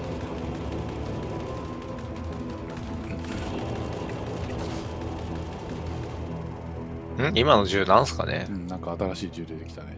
そうですよね。なんか見覚えのない形が。So you found these old facilities, you've brought them back to life. You've systematically brought power to various functions あ、 of こ the の facility. この発射装置いいな。かっこいい Activated the な。 laser. You've fired the laser. You've broken apart the rock. お Then you'll be ー。 able to fly your ship inside and see what's there. あーで、穴開けて入っていくんだ。はあ、なるほ into ど an。asteroid. Yeah. You just get into your ship and fly in and start searching around and trying to find the pieces that you want to mine.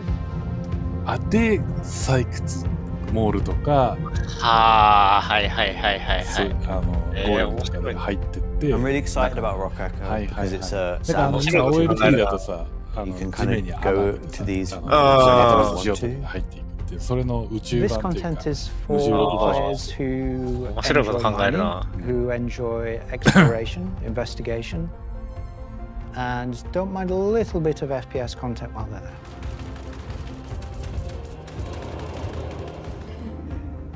It will be very new experience compared to any other asteroids こう because いうのが this さ、 one, kind of like Alan and mine, will その crack でっかいボー open ルとか and show 組 its 織的に secret. もう囲ったり One する。 presumes you can make a ああ、でしょう system ね。 from scratch. An asteroid that's big enough, you fly your spaceship into it. It wouldn't be worth doing if you couldn't make a good amount of coin. Yeah. Making promises for the econ team. Yeah. They've got to balance it. It's for people who want a lot of minerals. When crafting comes in, when all the other mechanics and features that we want in the game for 1.0 come in, it will be a place where like an organization or a group of like 5-6 people could come and just get a monumental amount of minerals. So that's a look at some of what's coming over the next 12 months. In addition to what we've shown, there'll be new mission packs tailored to the People's Alliance and their struggles. There'll be events that invest you into the evolving storyline of all three systems we'll have in the game. And of course, when we begin populating these with new planets, there'll be a whole host of ground-based POIs, settlements and structures inhabited by those trying to make their way in the verse. And all of this in service of building star systems that complement the massive corporate yard of Stanton, the lawless ganking of Pyro, and now the new frontier of discovery for the Nyx system. Should I say ganking? You already did.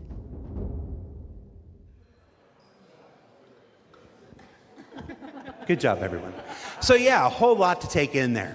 Interstellar hauling is the beginning of a massive expansion to the mission system that'll let us connect these three star systems like never before. What else we got? Rockcracker. Rockcracker is just one of the next operations that'll be coming to the Nyx system in the first half of next year, where you're going to fly into an asteroid and do that thing that miners love more than anything else. Complain about PvPers getting in their way. No, I'm being told it's mining. It's mining.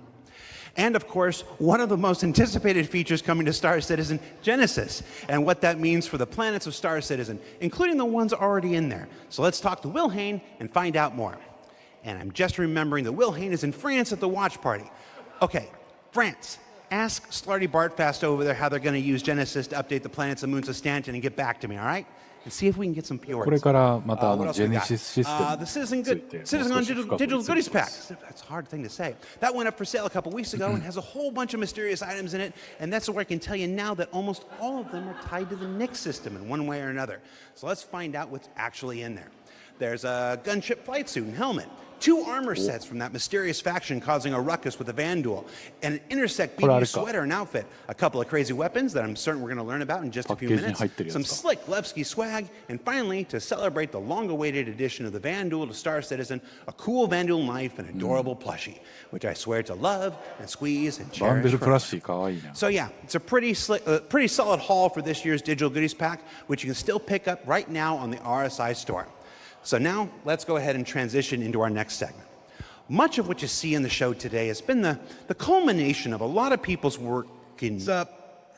All right, I had a dream about like this once. Yeah. Okay, so against everyone's better judgment, the thing has finally happened. Can I help you? How do you think the show's going? Good. We're getting the Nyx star system and the Vanduul are coming. Kind of been a lot of Nyx, right? Well, yeah, but it's a major milestone and it deserves a major showcase celebrating everybody's hard work and... You got more, right? Well, yeah, there's spaceships coming out. Cool. Wow, it's like they only scanned the original community portion of me. If pictures steal your soul, imagine what face scanning and PCAP does. Well, this has been super cringe. So I'm gonna head out. Bye. Oh, regular CitizenCon is still better. You should have done that. Of course. Thank you. Part of me that isn't a soulless marketing puppet. All right. No.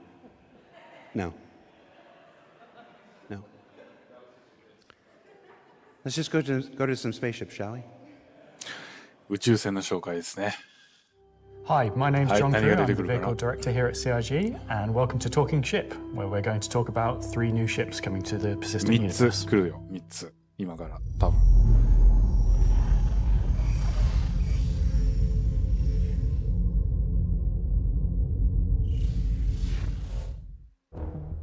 The last year has been pretty hectic in terms of vehicle deliveries. I think we've delivered the most we've ever done in a 12-month period, and we've covered all the way from tiny little snubs all the way up to capital ships. We've kind of filled out a few little gaps. We've introduced some new ships by some old manufacturers. We had the Polaris come out, and obviously people have enjoyed playing with that. We snuck the Idris in, without none of you expecting it for a while, and it's been a busy year. It's nice to start revisit some of the older catalogue and some of the bigger ships again. I think my favourite ship from the last year is a tie between the Wolf and the Golem. Favourite ship from the last year? Probably the Wolf. I feel like it's the obvious one. I'm trying to think of something else, but I really like the Wolf. Everyone's mentioning the Wolf. The Wolf's everyone's favourite. The Wolf, obviously, a return of Kruger, a completely new aesthetic to the game. The Wolf was, it was kind of everything we set it out to be, and it revived an old manufacturer we've not seen anything from a while, so yeah, I'm going to say the Wolf. The Golem, I think, is just an incredibly well-formed ship in such a small package. It really just shows off that Drake aesthetic, giving you the absolute bare minimum needed to perform a role. I honestly do really like the Zeus. I think it came out really well. It's hard to pin down a favourite to be honest, because we've released, a lot of really cool ships. Next year we've got some super exciting ships coming up. We're ticking off a few big ones, which is good. We're gonna see again maybe some ships from some manufacturers that don't have that many in their lineup. There's a few big challenging ones starting, so they're good at a breadth of ships, should we say. The 3 new ships we're going to introduce today all tie in some way to the primary factions fighting over the Nyx system. We'll start with the People's Alliance and Anvil Aerospace. Easy. Anvil is a very military-based brand. It's been a brand that's in Star Citizen for a long time, fighting for lots of military contracts and lore, often up against Aegis, and to the point it actually beat Aegis in the past. You'll be familiar with a lot of their ships' designs, such as the Hornet and Lightning. Earlier this year, we introduced the Anvil Asgard, based on the Valkyrie chassis, which is an extremely popular offering. And this year, we're bringing the concept ship we introduced last year, the Anvil Paladin, to life. Paladin is a gunship from Anvil Aerospace designed to support ground operations. Gunship is a ship that's designed to stay in a sustained firefight while dealing a lot of damage, also taking damage. We don't have a lot of gunships in the game that are true dedicated gunships. They are quite a tricky archetype to control in game without being too powerful. It's designed with a lot of firepower and high armor and health, but very low maneuverability. It's multi-crew, it's just built purely for battle. It's got lots of armor, lots of guns, big guns. It's got a very similar squat kind of form to the Valkyrie. It kind of reminds me of, I guess, like a pit bull. It looks quite forward-weighted in its stance.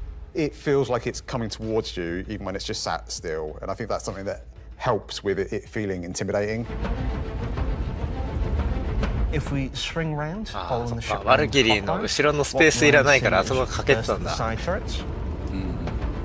If you notice the canopy, you'll see that there's a fairly thick space between where the glass is and the hull exterior.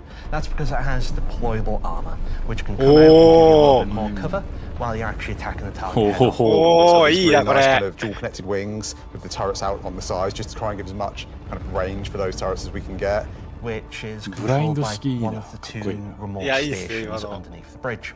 If we come around to the rear, you'll see a rear that's the main turret of the ship, which is controlled by the co-pilot. So you've got full 360 coverage underneath, full 360 coverage on top with it, and then the side turrets also have 360 coverage that way around and 180 out sideways. So really you have between the turrets pretty much 360 coverage in all directions. One of the unique things about the Paladin is all the turrets are remote and all the crew are located in this one central 2-story room. A lot of our other gunships, the crew gets scattered across the ship, but with the Paladin, you're all sat together with a nice, cool experience, so you can really feel like you're playing as a group. The pilot co-pilot up top, and you've got the gunners underneath, and I think that helps with the intention of what the ship does. You've got this really nice kind of like gunner viewpoint down, kind of giving this lower coverage. We added a glass floor just to keep the 2 connected. I think that really helps with the feeling that you're all working together and communicating. That said, if you don't have the ability to fully crew a Paladin, you can still fly it and engage in combat solo. Obviously, ああやってシルエット見てるとミニハンマーヘッドみたいな感じですね。As a solo ship, it's pretty capable of doing a variety of missions within Star Citizen. So if you want to run this ship solo, you can take on combat missions that, say, other heavy fighters like the Scorpius or other ships such as the Drake Cutlass could do. Coming aboard the Paladin, you enter into this sort of armory, ready room area. You have a variety of suit lockers and weapon racks in this room. Everything's very militaristic, stripped back, simple. It's a very functional space, but you'll find everything you need in there. One of the improvements from the original concept is we've added a small dedicated cargo bay area allowing you to store actual SCU crates. Forward of that is the route to the lower gunners, and then upstairs you have the bridge area, and then off that central area you have the dual living quarters, one on the left, one on the right, and then the rear you have the main sort of engineering area where the majority of the components are. Also within the upper traversal area, you also have a little breakout area with seating, food machine, toilets, etc. I think it's a very cool looking ship. I think we did a really nice job of taking what was there in the concept and adding an extra level of detail and trying to kind of push things forward. I think it hits the nail in terms of a really solid military ship. It's really complementary to some of the other ships in the Anvil lineup, so something like the Valkyrie, where you've got this big drop ship, the Paladin's there just to make sure it's safe, make sure no one messes with you, and just basically scare people away. バルキリーシリーズで歩兵と車両飛んで対地支援もしててできるんだ。And they all kind of work and operate under the same conditions. You know, the pilot, co-pilot, and the two gunners, they're basically all equal on the ship. There's one toilet, everyone's got the same style of bunk. When they're at work, everyone's at the front of the ship together. It's really odd to me that you call that, you like that there's one toilet for 4 people. Well, you know, it's you all work together. You're all equal at work. The toilet seat never gets cold. Toilet seat never gets cold. Yeah. So that's the Anvil Paladin. Whilst originally a military-built craft, it's the perfect ship for folks on the frontier trying to defend against threats. And talking of threats, let's move to our next ship, a replica from Isperia. Isperia are a high-end manufacturer. They specialize in recreating exotic and particularly alien spacecraft. Effectively what they're doing is they're remanufacturing them, making them a little bit more suitable for kind of human flight. And the latest offering from Isperia is the Vandal Stinger. The Vandal are big, scary space aliens. いやー、これいくらになるんですか。 Evil war race that sort of take over and steal technology, absorb it, fuse it into their own needs. They are the relatively nasty aliens that you sometimes hear about and haven't seen much of yet. もう公式ページの方でパラディンのページ来てますね。The Stinger as a Vandal heavy fighter was reserved for their higher tier sort of ace pilots or high-ranking members within their clans.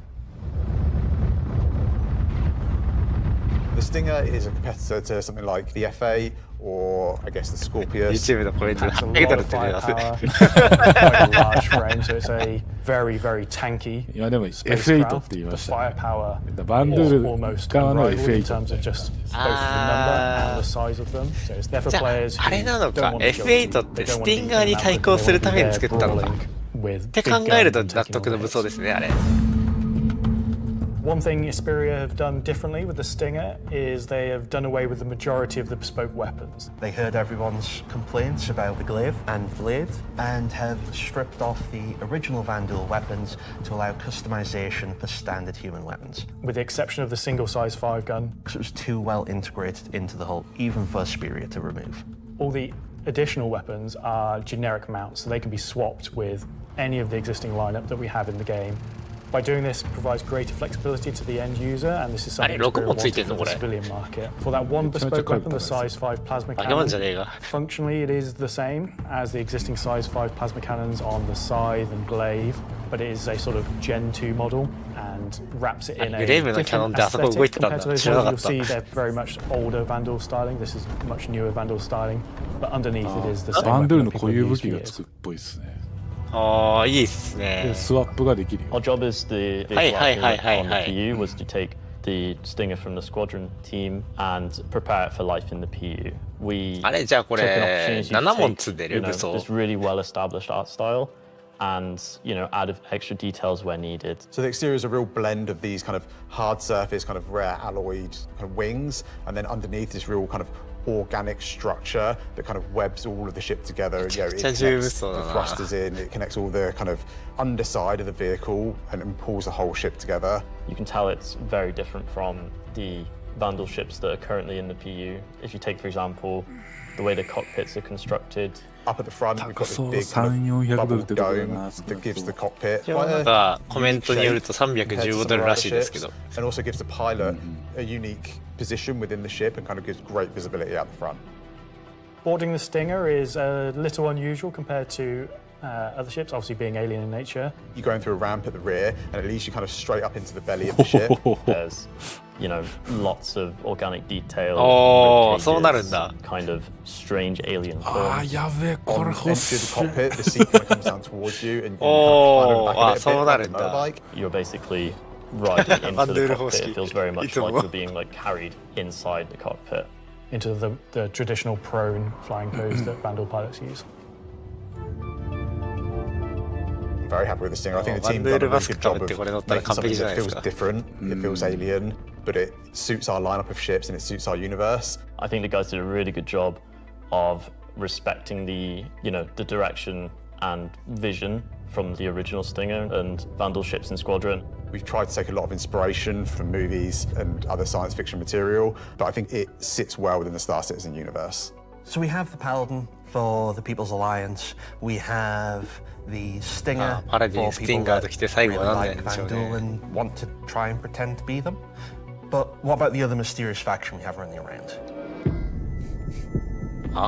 So Gray Chowdhury got his start as he was working at a cargo center out in Odin. He started being able to get his hands on some stuff that other people couldn't, items that necessarily you couldn't find on a store shelf, but you wanted anyway. I think Gray is interested in, you know, happy customers. You know, Gray just sees themselves as a conduit to get these things in the hands of people who are would appreciate them. And I think that his latest offering is really going to turn some heads. Another way.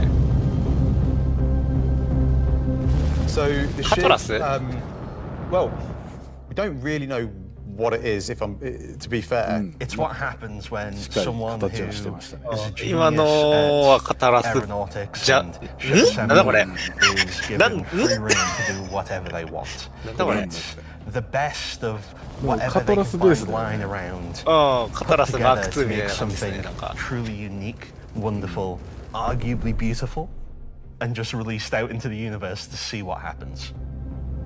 そういえばなん At か、 first glance at the exterior イ of ン the ビキタ ship, スかなんか I でカ think トラスマーク most 2作るって言ってませんで people したっけ will probably recognize there is more than a fair なんか proportion of the カトラス colours とは言ってなかったかもしれない visible けど、な there, んか but マーク it's 2シリー had ズの quite a few changes to it. As you look a little bit closer, you'll start to pick out elements from other ships.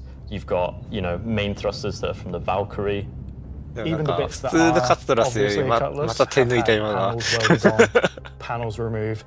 The top turret, でも which なん is か now アグレッシブ remote, になりま is した just ね、 this 見た目が。 hodgepodge amalgamation of そうですね。 multiple other ships' turrets. And then the changes continue onto the inside, where again, it sort of あれ、 feels カトラス cutlass-like, の but 上の then タレ you'll ットって find 4連装でしたっ there's bits け of Crusader ships just integrated into the 強 wall 化されて instead んの of か what was there originally. It has lost its side entrance, some of its cargo capacity, but what it's gained is it's gained visually more powerful thrusters. It's gained a really kind of nice set of belly thrusters. It's upped its firepower. As ever, with the refined work from ユーティリティ Gray's 削って Market, 戦闘にも you っと can see that 振っ great た care 感 was じの taken to the health and safety to ensure that there's う no ん trip 戦 hazards 闘と anywhere. いうか火力というか There's like loose cables, panels are exposed.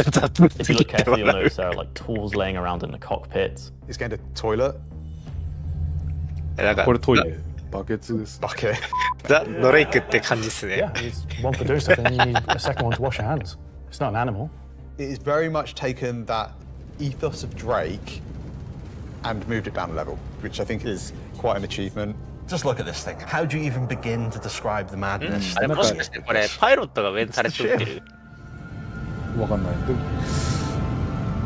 とりあえず今ざっくりとしたこととしては、なんかいろんな他の RSI とかいろんなとこからパーツ寄せ集めて魔改造した感じです。 No comment.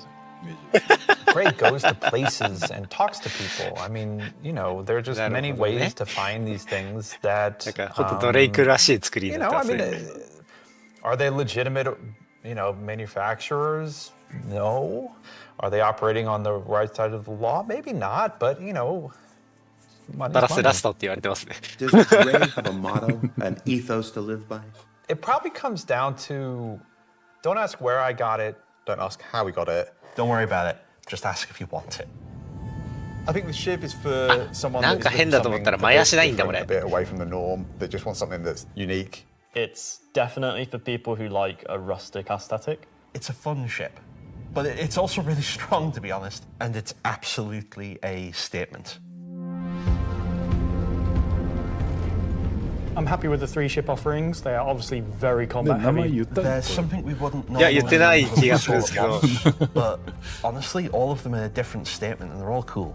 As always, super excited to release these ships into the game and just see how players react and play with them. It's always fun to see the quirks and the shenanigans that people get up to with them. So that's talking ship for another year. So.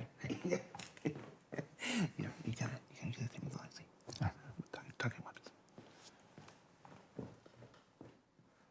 So I've just been informed that we have to do a bit of a timeshare agreement this year. So we have to throw it over to Alexei for Talking Weapons, which is an extremely original name. 名前はないって。今なんか最後ノーネームって言ってませんでした？いや違います違います。あれ名前言った？ I'm talking about the new edition that come out いや多分言ってないと思う。The non-weapons are essentially the weapons that does not have a manufacturer, the weapons that you can think of that were made by space pirates. Gray sells whatever he can sell. Sometimes he gets his hands on some weapons that come from unknown origin. He will sell things that no company in their right mind would ever make. 公式に3つの船のページもできてますね。 Scrappy and taped together and the most kind of like pyro-ish weapons that you can think of. Right now we're releasing 3 new weapons. Rocket launcher, the LMG, and the long-awaited Space AK. Space AK. I think this is the one that not only is the most in demand, but I've been politely badgered about the most. It's a fun rifle that basically fires energy and ballistic in sequence. So your first shot will be your ballistic, your second shot will be the energy. You'll see on top of the art, there is a bolt that cycles around and that goes off with the ballistic shot, but it does not go off with the energy shot. And that is just like a really fun way of making a weapon work in kind of like a scrappy, glued together kind of aesthetic. The LMG, this thing is a really fun, slow-firing, hard-hitting beast. It will bring the 50 cal, and the only other weapons that have this right now in the verse are the bearing sniper rifle and the Coda. Honestly, if you even get hit by one, you just instant tier 1 injury back to medical. あ、でもいいな、これ使いやすそう。俺これ好きだな。 You know what? We made all these really complicated, fancy guns, and some people just want, I want a slow-firing rifle. Give me a scrap-together box that fires the biggest thing you can possibly find. We don't have a rocket launcher of this caliber. It will be 3 grenades straight together that you pull into the tube and fire towards your enemies. The cool part about it will have an arming distance, so you will not be able to just point it towards an enemy. It's also going to have a lot of spread. So essentially, you're going to have to get very close to your launcher to be able to blow up ships with a single payload in it. You can't actually aim with the apparatus, because if you've got the tube on your shoulder, and you try to aim it, you'd have to physically put the tube in your head. So we were like, oh, we can't have an aim apparatus for this. And then we realized, like, it's in the spirit of being the tube that you can't use the aiming apparatus, and you're just kind of like, all right, I think that's the middle of the screen, I'm going to hit it. 中古屋が作ったみたいですね。そうなんで名前がカトラスベースのそうそうそうそうなんで名前が一応 SHIV って書いてました。I think it will be really convenient to use something that's dedicated to look for the things, especially far away, instead of using your sniper scope, for example. Will the binoculars have glint? I'm not aware of this one. Probably not, because binoculars are not something that you need to be aware of. It's really funny because obviously due to Glintgate, as I beautifully internally call it, basically there was a lot of community feedback basically saying like, oh, I really like spotting people. I really like playing a spotter. And essentially I was like, oh, this community wants to be able to spot people from distances. And what can we make gadget-wise that doesn't require new features? And it was like binoculars. And I prototyped a thing which essentially was just a scope in a hand, and it worked. So we've got some really cool binoculars coming that allow you to spot people from distances. And how much damage do the binoculars do? Depends on how you throw them.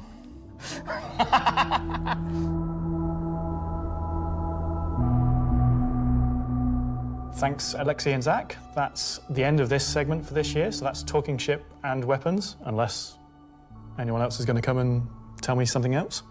It's been an exciting year, and I think the next year of ships is going to be even more exciting and expansive than this year.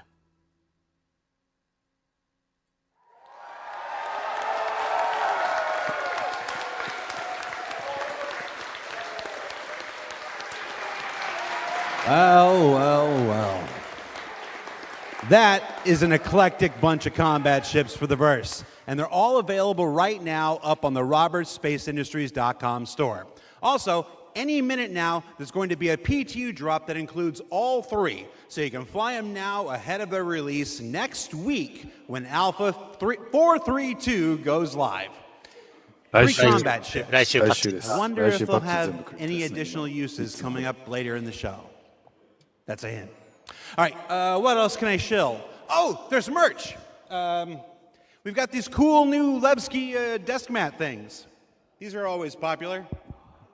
There's some Levski metal posters on the store, and of course, love them or hate them, but you can't avoid them. There's this cool new Wickelow's Emporium t-shirt. Yeah. There's also a page published earlier today with a bunch of links to offerings from our third-party partners, from eye trackers to gaming chairs to voice packs to spaceship models from new partners like Planet Ring and Pigeon Spaceport and more. You can find all of that on the RSI website as well. And what else can I shill? Oh, for those of you who are at watch parties, where is it? Challenge coins. Who doesn't love challenge coins? There's these lovely Levski-themed challenge coins if you're attending one of the 9 official watch parties around the world. There's also a digital one of these in the goodies pack, so you check those out. Don't leave today without getting your Levski challenge coin. All right, what else can I shill? Now I'm kind of tired of shilling. All right, let's find out some more about where we are. Simon, can we move? Can we do? Oh, yeah. Look at that. Okay, here we go. Pardon me. Here we go. Excuse me. Hi, how you doing? That was my best angle. Hey, I gotta be careful. Last year I took 3 steps and tore a muscle. All right, so this is the 9th floor of CIG Manchester's Manchester office. Mic off.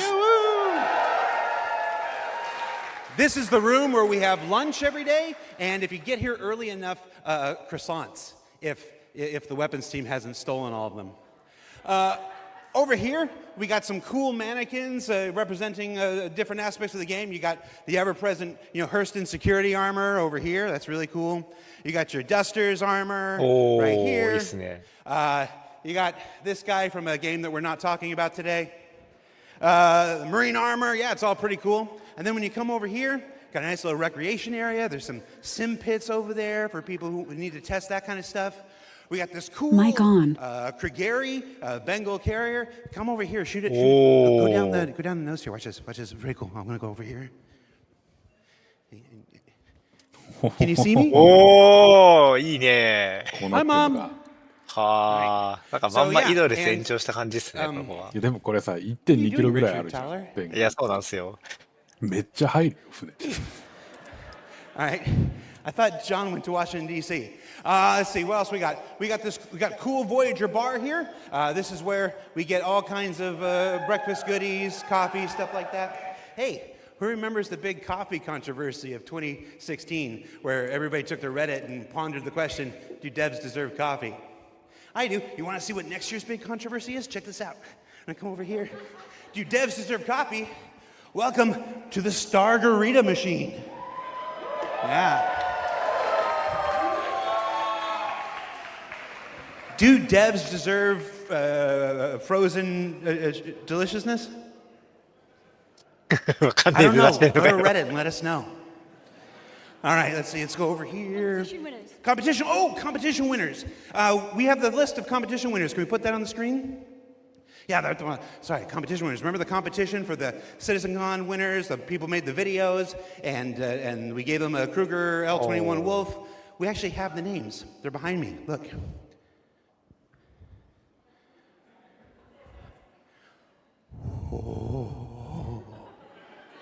All right, that's cool. Also, everybody's got food. Do I have food here? Oh, somebody's supposed to save me pizza. All right, so we got, oh, you guys saved me a lot of pizza. Let's see, there's like 3 different kinds of pizza here. What if we just combine them into like a challenger situation here?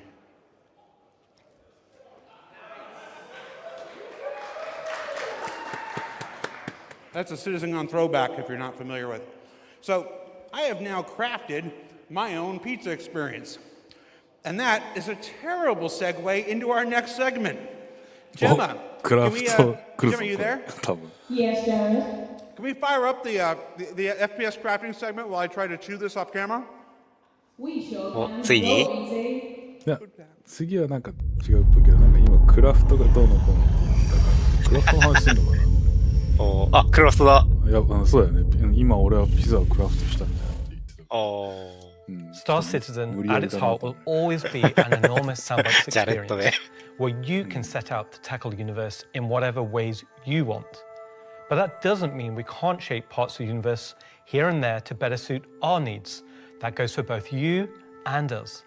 Let's start this part of the show with a look at how crafting is going to change everything from resource gathering, refining, and even combat when it comes online in the next few months.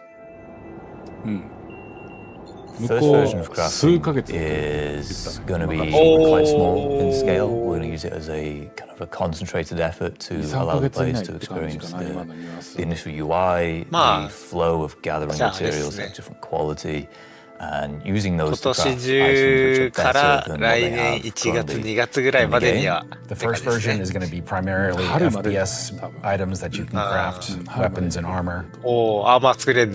For Star Citizen, crafting is our primary progression mechanic. Star Citizen isn't your standard MMO. We don't have levels.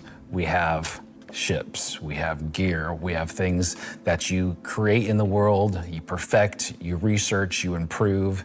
And those items, those ships, those vehicles, the armor and weapons, that's how you progress in Star Citizen. Crafting isn't just a progression mechanic for creating new items. It's also a fundamental change to how we handle resources in the game. The materials that you collect, how you refine them, quality matters. Crafting the weapons, you'll be able to have some quality materials to influence the item stats on those weapons. It'll be more random, potentially weighted on the location of the material. Some will have a higher chance of higher quality. And once you take those materials to your crafting bench, the fabricator, you can use them to craft, and the different attributes will be increased based on the quality of the materials you use. It's not just iron ore anymore, it's iron ore of the quality that you know will get you the stats for the item that you desire. And it's not just mining, it's essentially every resource we can get our hands on. To support this, we also need major changes to inventory. So that all of these new resources that you're collecting, you can see what you have, you can order it better, you can understand what you have in your inventory. We won't have the new refining crafting system yet. We'll be using the existing ones. Those will pass the quality through into the refined materials, which you can then take to your crafting machine and start making your personal items. Once you have your blueprint and your quality materials that you've refined, then you can put them together on the item fabricator. This will be pretty much what we showed in last year's CitizenCon, with the UI letting you assign your quality resources to different aspects of the item. Once you're happy with what you see on the preview, you'll be able to click to craft, and it'll get queued up and your results will be この機 produced 械があれで sometime も later. あればどこでも作れるみたいな感じなんだ。素材 You'll さ be えあれ able ば。 to get the new crafting machine from shops in most landing zones. ああ、 You'll be ダン able パー to ズ bring ネッ it トで up 買 on える your んだ。 freight elevator and use it in your personal hangar, or tractor beam it around and stick it on a ship if you want to use it from there. There'll be a small amount of blueprints you get credited to your account just to test and mess around, but the vast majority of them will be earned through missions, and then you can use that blueprint to craft the item that it is that you've got the blueprint for. So it should be a good reason to go and test all the different various missions in the game. The advantage of crafting your own items is that they'll be better than anything that you could buy from shops. You'll be able to increase and improve item stats that are relevant to your gameplay. Maybe a gun will shoot faster, maybe it'll do some more damage, or your armor will have greater resistances against environmental effects or incoming fire. You might be wondering, what about the upgrade and research? That will be coming in a subsequent release. We're happy with this initial scope for crafting. It's going to be so valuable for us as devs to kind of get the metrics in, get the feedback in, because then we can make the changes that, you know, they only become obvious, so to speak, when you have kind of mass amounts of data and mass amounts of users using it. So I'm very excited to get it out in the wild. It's our intention to get crafting out on tech preview by the end of the year and get the testing we need so we can release it when it's ready. Off.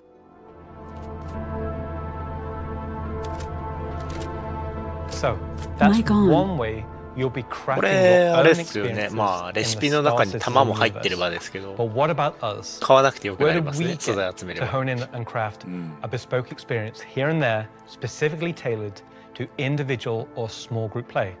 Well, that's where instancing comes in. And I'm going to let Benji tell you a little bit more. We're bringing instancing to Star Citizen in 2026. Why are we doing it, and how will it work? So if you've played any content in 2025 in Star Citizen, you know that most of these areas were in actual PvP zones where other players could interfere.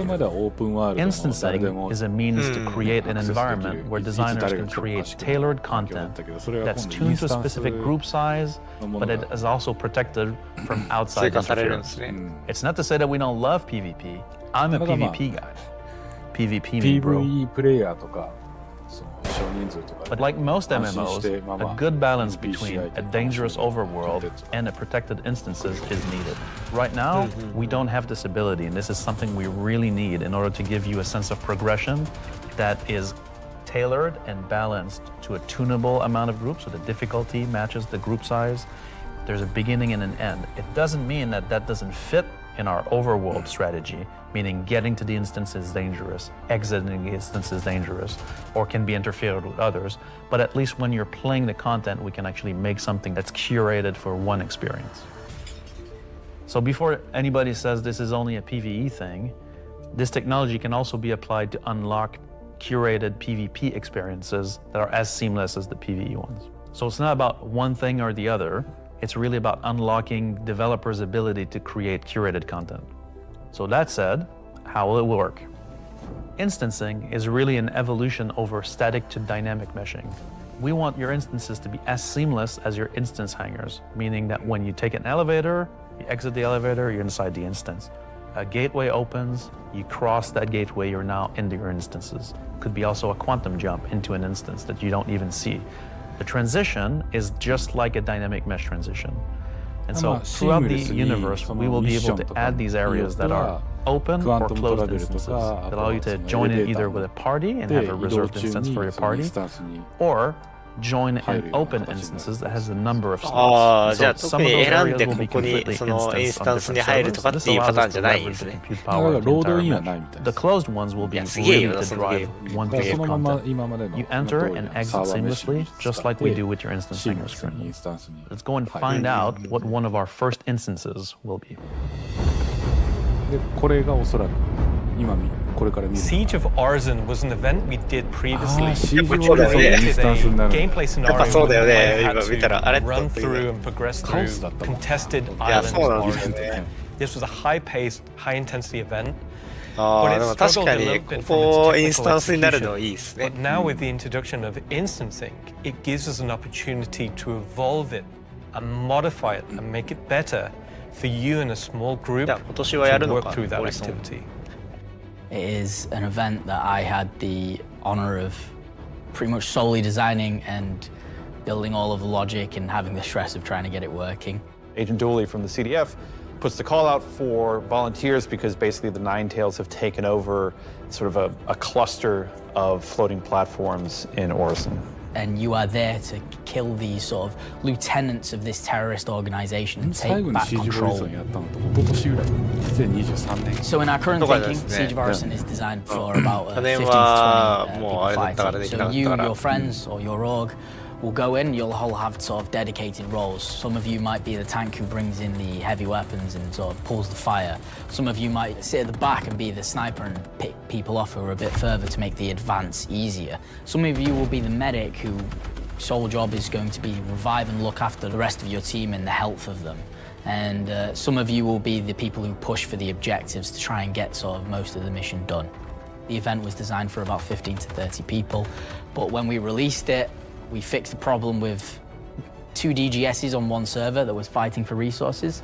And with that, we also upped the player count to 100. So when it first debuted, it was already too full for what it was designed for. It was a massive operation at the time. I think that bringing it back and giving it a refresher will be a fantastic addition back into the PU. So imagine if Siege was a instance that you could go in and play solo, or if it was a public event that you could go with your friends, or you could join up with random players on the server. There's lots of ways that we want to take a look at Siege, how we can make it a more approachable piece of content. I'm excited to say the least to bring back Siege of Orison to Star Citizen and to sort of have it be one of the first tests that we have for instances. Really get it back to sort of a core experience point where it should be. So while the next season is quite heavily focused on Nyx, I'm also very happy that we're not really ignoring our other 2 systems of Standard and Pyro, and we're going back there and we're sort of improving and expanding on the player's life in those 2 systems as well. いいですね。なんかあんまりノラのプレイヤーと関わることがなかったですけど、こういうインスタンスのミッション And while things like Genesis, Interstellar Hauling, ですね。 Crafting, Siege of Orison, and more will reveal next year, will continue to bring life into the existing universe outside of Nyx. There's still one more exciting use for instancing we're building right now. It's an earlier look than normal, and some of it is still in white box, but we're excited to share the first look at a major content release of 2026, and what it means for progression-based gameplay. As an evolution of our building area initiative, you won't discover it because when it's complete, it will be found deep within the heart of Levski itself. This is the Munis Works. まあレピュテーションだったりとか、キャラクターの身体能力だったりとか。 So inside the facility, you'll find huge vaporization chambers, 関連するものだと思うんですけど。 old processing plants, industrial tunnels, and eventually into the old turbines which are still pumping heat into the old rock. So this is the true history of Levski. This is a place where you won't see in Lorville, you won't see Night 18 or the other landing zone. It's the pure basis of Levski. You will have, of course, metal and tunnels and more structural plays, but you will also see a lot of rock and cave. So it's not a place you go to take vacation. It's really a place you go to fix stuff. Not everybody has what it takes to come down there and do the job that needs to be done. All of your sewage systems have stopped working. Everything's going to quite literally. And so the player is tasked with their group, most likely, to go into there, take out the outlaws, and get the facility working again. So let me get this straight. This is literally a mission to fix the toilets of これも結局ベースビルディングにつながる技術というかゲームプレイの一つですよね。まあまあそう。Polluted air because it's not being cleared properly. It's not just for the toilet. Poop mission. It's also a little bit more exciting than just going into like some vents. It's like a free-layered system where there's 3 chapters. This will be mission-driven and repeatable. Everything from mining to salvage to combat to investigation. a variety of roles. Narratively, it's a real sandbox. Every progression you do will unlock a new area that will link back to previous areas, complexifying the play space. We've been wanting to have more gameplay around landing zones for a long time. Now that we have instancing tech coming online, that allows us to do something that provides really cool gameplay close to a landing zone. With the missions, that's what will create different overlays or change the spaces or change the progression, but it'll be the instancing which will enable us to create tailored content to you and your group. So you're going to be able to play a part of it, make your progress, and then log off. And then the next time you come online, you'll be able to pick up where you left off. It's going to allow players to return back to it at different states depending on how much you've progressed and be able to keep it going until you've reached sort of the end of the whole three chapters. You're not going to have other people PVP あるとのびりできないですからね。It's you, your team, your party. It's a way of giving players content where they know exactly where they're at and they can keep going back to it and improving sort of their own progress and ability to jump through them faster and faster times as well. プログレッションってなんて言ったらいいんだろう。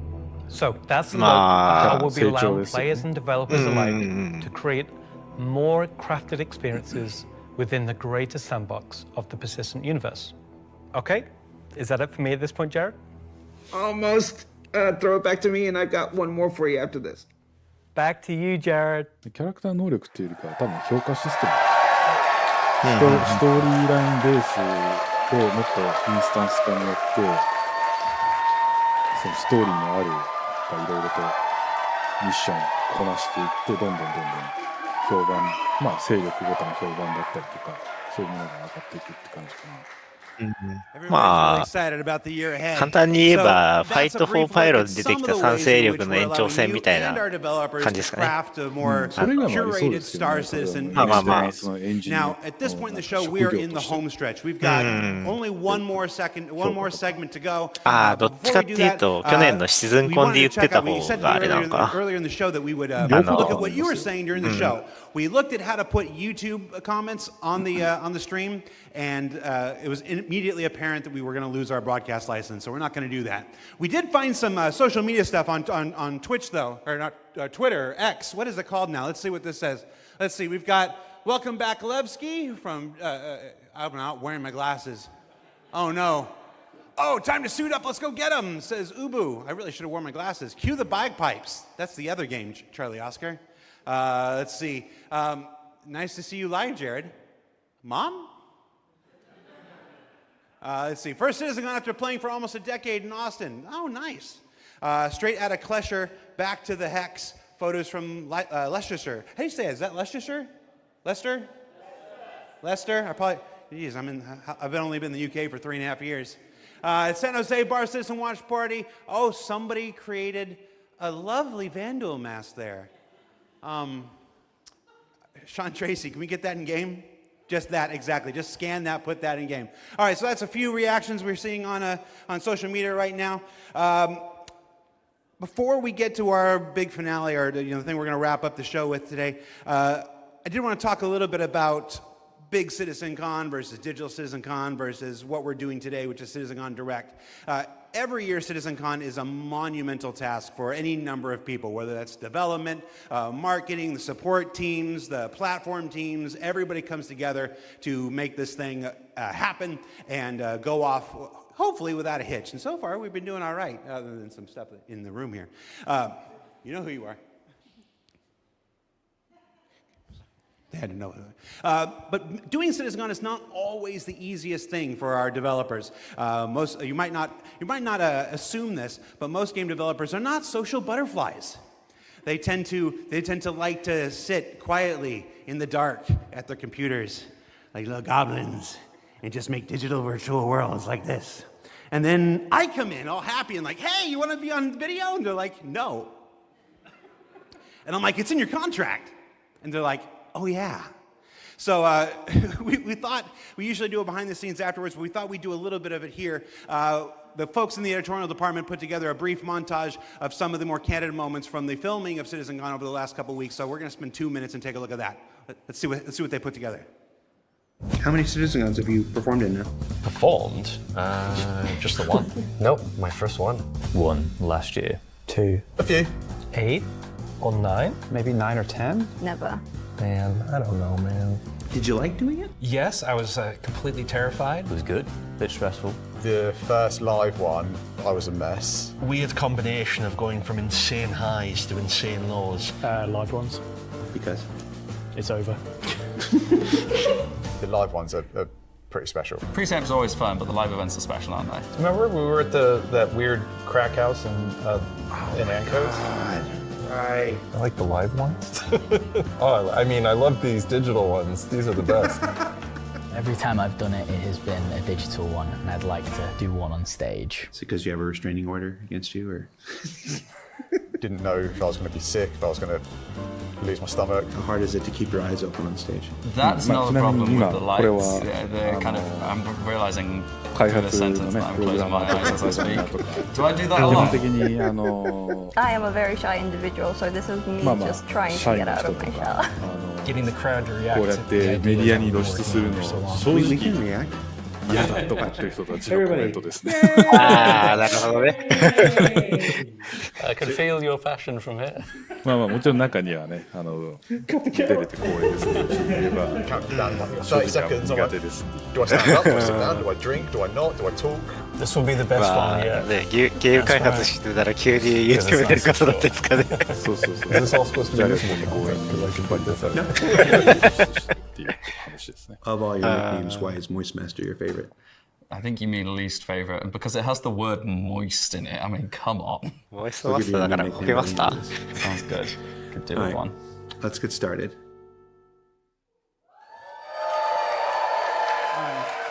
So for those of you watching at home or at the watch parties, you're like, why are we showing that? I put that in there because I'm eternally grateful for all of the CIG staff and developers who take the time to appear on these things, whether it's ISC, SCL, CitizenCon, walk on stage, be pre-recorded. It's not the easiest thing for everybody. And on behalf of the community, if I can speak for them in this regard, I want to say thank you for participating in these things each and every year that we have them. Now, let's wrap things up here. So, let's see, how do I want to do this? At this point, we've only got one major story left to tell. But before we do that, we wanted to do one more check-in on something we started last year. Last year, Rich Tyler took the stage and presented his roadmap to 1.0. And we didn't want to go an entire year without talking to the senior game director himself to get his update on that 1 year later. So we're going to throw it to him, and we're going to go to our last segment, and when we come back, we'll say our goodbyes. And if you're at a watch party, 次これから出てくるのがディレクターによる That's not a word I can say on the camera. Let's just go. Let's just throw it back to me. Go to me from 1 week ago. イントロダクションというか、去年からの進捗というか、アップデートですね。はいはいはい。Last year, Senior Game Director Rich Tyler took to the stage and revealed our plan for 1.0. Now, before we end this year's CitizenCon Direct, we wanted to take a few moments and follow up on that reveal from last year, to do as we've done today and look at the year ahead. So, Rich, thanks for taking the time to join us. Well, you're welcome. All right, so we're going to jump right into it. Everybody knows the only constant in game development is change. So I'm going to ask you outright, what's changed about the road to 1.0? Well, fortunately, nothing. It still remains our North Star. The team is busy working towards that goal in the background, and every patch this year has moved us towards that goal. And if you haven't watched the Star Citizen 1.0 presentation from last year, I highly recommend you do so, because everything in it is still relevant as of today. You mentioned every patch this year has moved us towards that goal, so I want to dig deeper into that. We've done, at this point, 9 releases in this year, more than any year prior. How does each one of these not just sit as their own moment in time, but move us forward on this road to 1.0? Well, last year I discussed the framework of 1.0, how all those complex systems can tie together. And one of the core aspects of that was the main story, which became the spine of the universe, which brought all of the locations, mission givers, guilds, and all the different areas of the game to the players. Now, what I didn't talk about from last year was all of the content that was going to support that framework add the flesh to the bones, should we say. And I think that's where this year has moved us towards that goal. If you think about previous events of previous years, they've generally been locations that we've put into the verse, but they've been transient. We've taken them away, like Siege of Orison or Zenithreat. We've added them to game and then they've been moved away. And I think with the addition of the patches this year, when you look at the Hathor facilities, Onyx facility, these are permanent additions to the world that not only have their own story, as when we release them with the patches, but they'll also become points of interest and areas that the larger 1.0 narrative will utilize. Since we're on story, I'm going to stay with this here. Since we launched the PU back in 2015, it's always been this sandbox where players can do what they want. They can bring their own story to the verse, and that'll never change. But how important is it that we also build this concurrent narrative of our own, this crafted experience, if you will, alongside that? Well, we're trying to create a living, breathing universe. And that includes both the player stories that you mentioned, that they can go and enjoy and create their own memories together. But it also means that we want to have a universe that gives back. We want areas and locations to feel like they're believable and real-life locations. And if you look throughout this year and the patches that we've worked towards, we've had an overarching story that's moved from patch to patch, and we're going through some of those cycles right now. We've also been introducing mission content that has fully voiced dialogue and facial animation, which allows us to inject some of the meaning and the why to what you are doing as a player. And I think story is integral to Star Citizen as a connective tissue that ties all of these different complex systems together, because it takes players on that journey throughout the game. To see this big turn this year to start injecting story into the verse, I think people are really responding to it. Everybody knows, and you mentioned just now that this year we changed a whole lot about how we operate and how we release things. How do you think that's gone? I think it's gone very well. I think the mantra that I've always been pushing this year right at the beginning of January was patch always goes. And I think this year has seen a different development strategy for how we've been moving the game forward. That's where this different strategy has allowed us to really take a wider approach. And we also have to remember that Star Citizen is played by tens of thousands of players every day. And while we have lofty future goals, we still have to make decisions right now that make the game fun for the people that are playing it all the time, playing it as their daily game. If you look at previous years, we've had to hold a patch back, we've had to make concessions, mainly due to around a feature may not have been ready or right to go into there. There were 3 months, 4 months, sometimes 5 months between patches. Exactly, and I don't think that's good for anybody. I don't think it's good for the players. I don't think it's good for the development team. I think it's better to have regular cadence of drops. One good example is this year for A Line of Mine. People probably don't know, but A Line of Mine, when you turned on the laser, it was actually supposed to reveal the sandworm Valakar. And I played it, and it didn't hit the quality that I wanted to go into the game.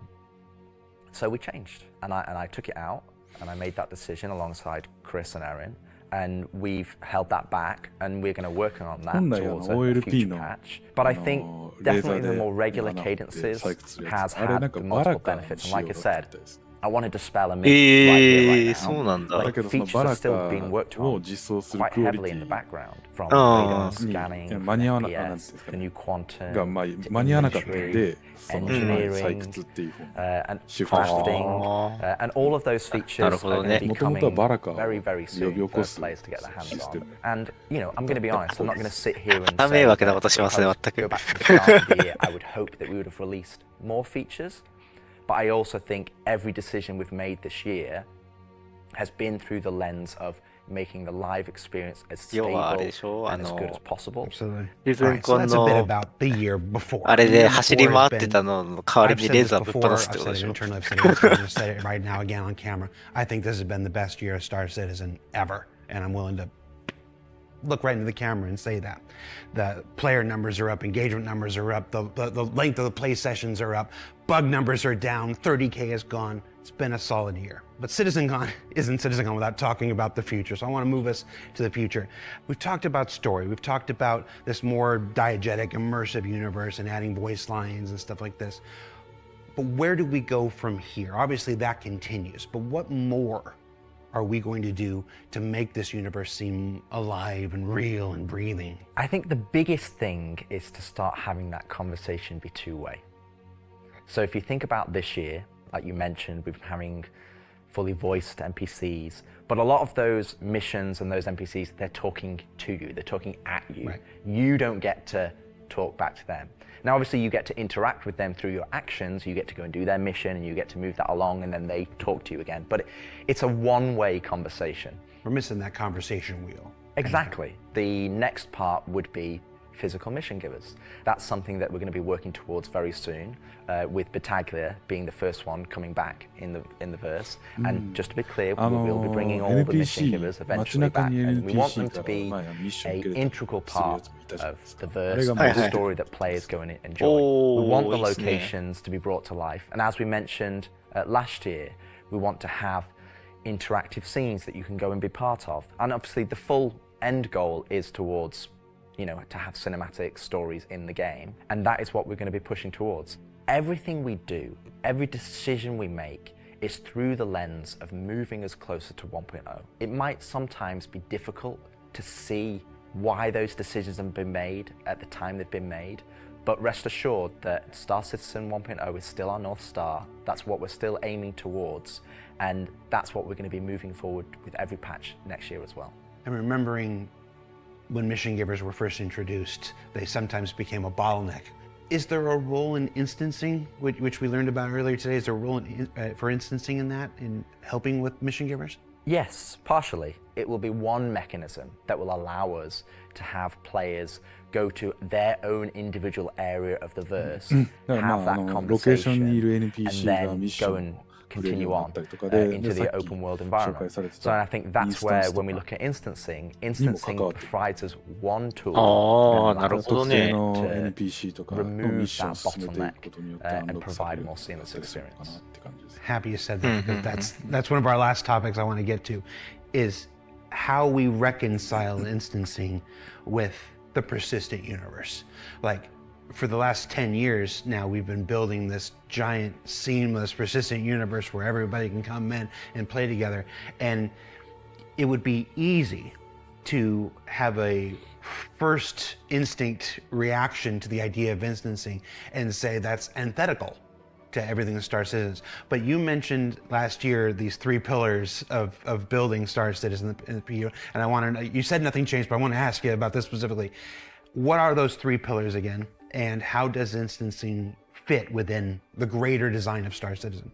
So the three pillars I mentioned last year were open world. That's just like the missions you love today. You can go and play, there's other players there, and you can go and enjoy that together.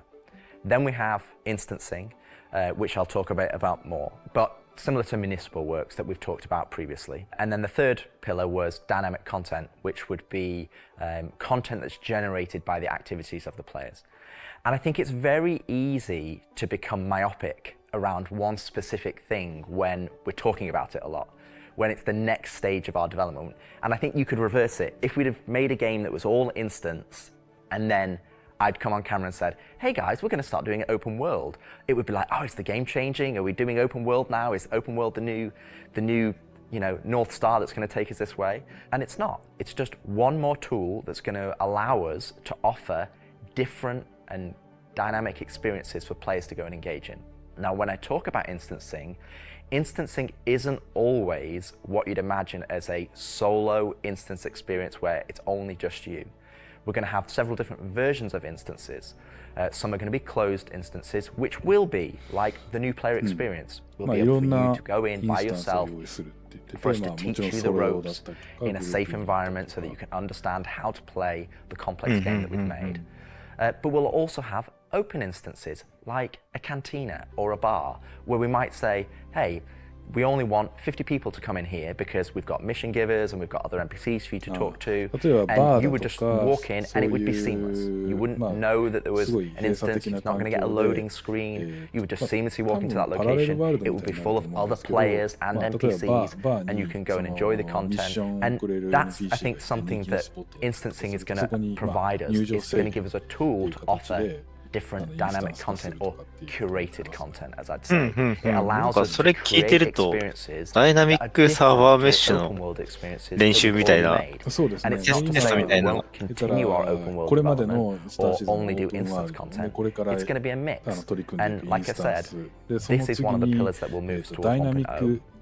We will eventually work on dynamic content that will move us toward 1.0, and all three of those pillars will interweave to create the full Star Citizen experience. All right, so we've had a lot of the bigger topics, the feature work, engineering, and FPS crafting coming to tech preview soon. We've talked about instancing and how that's going to work within the universe. But I want to ask you this one last big one.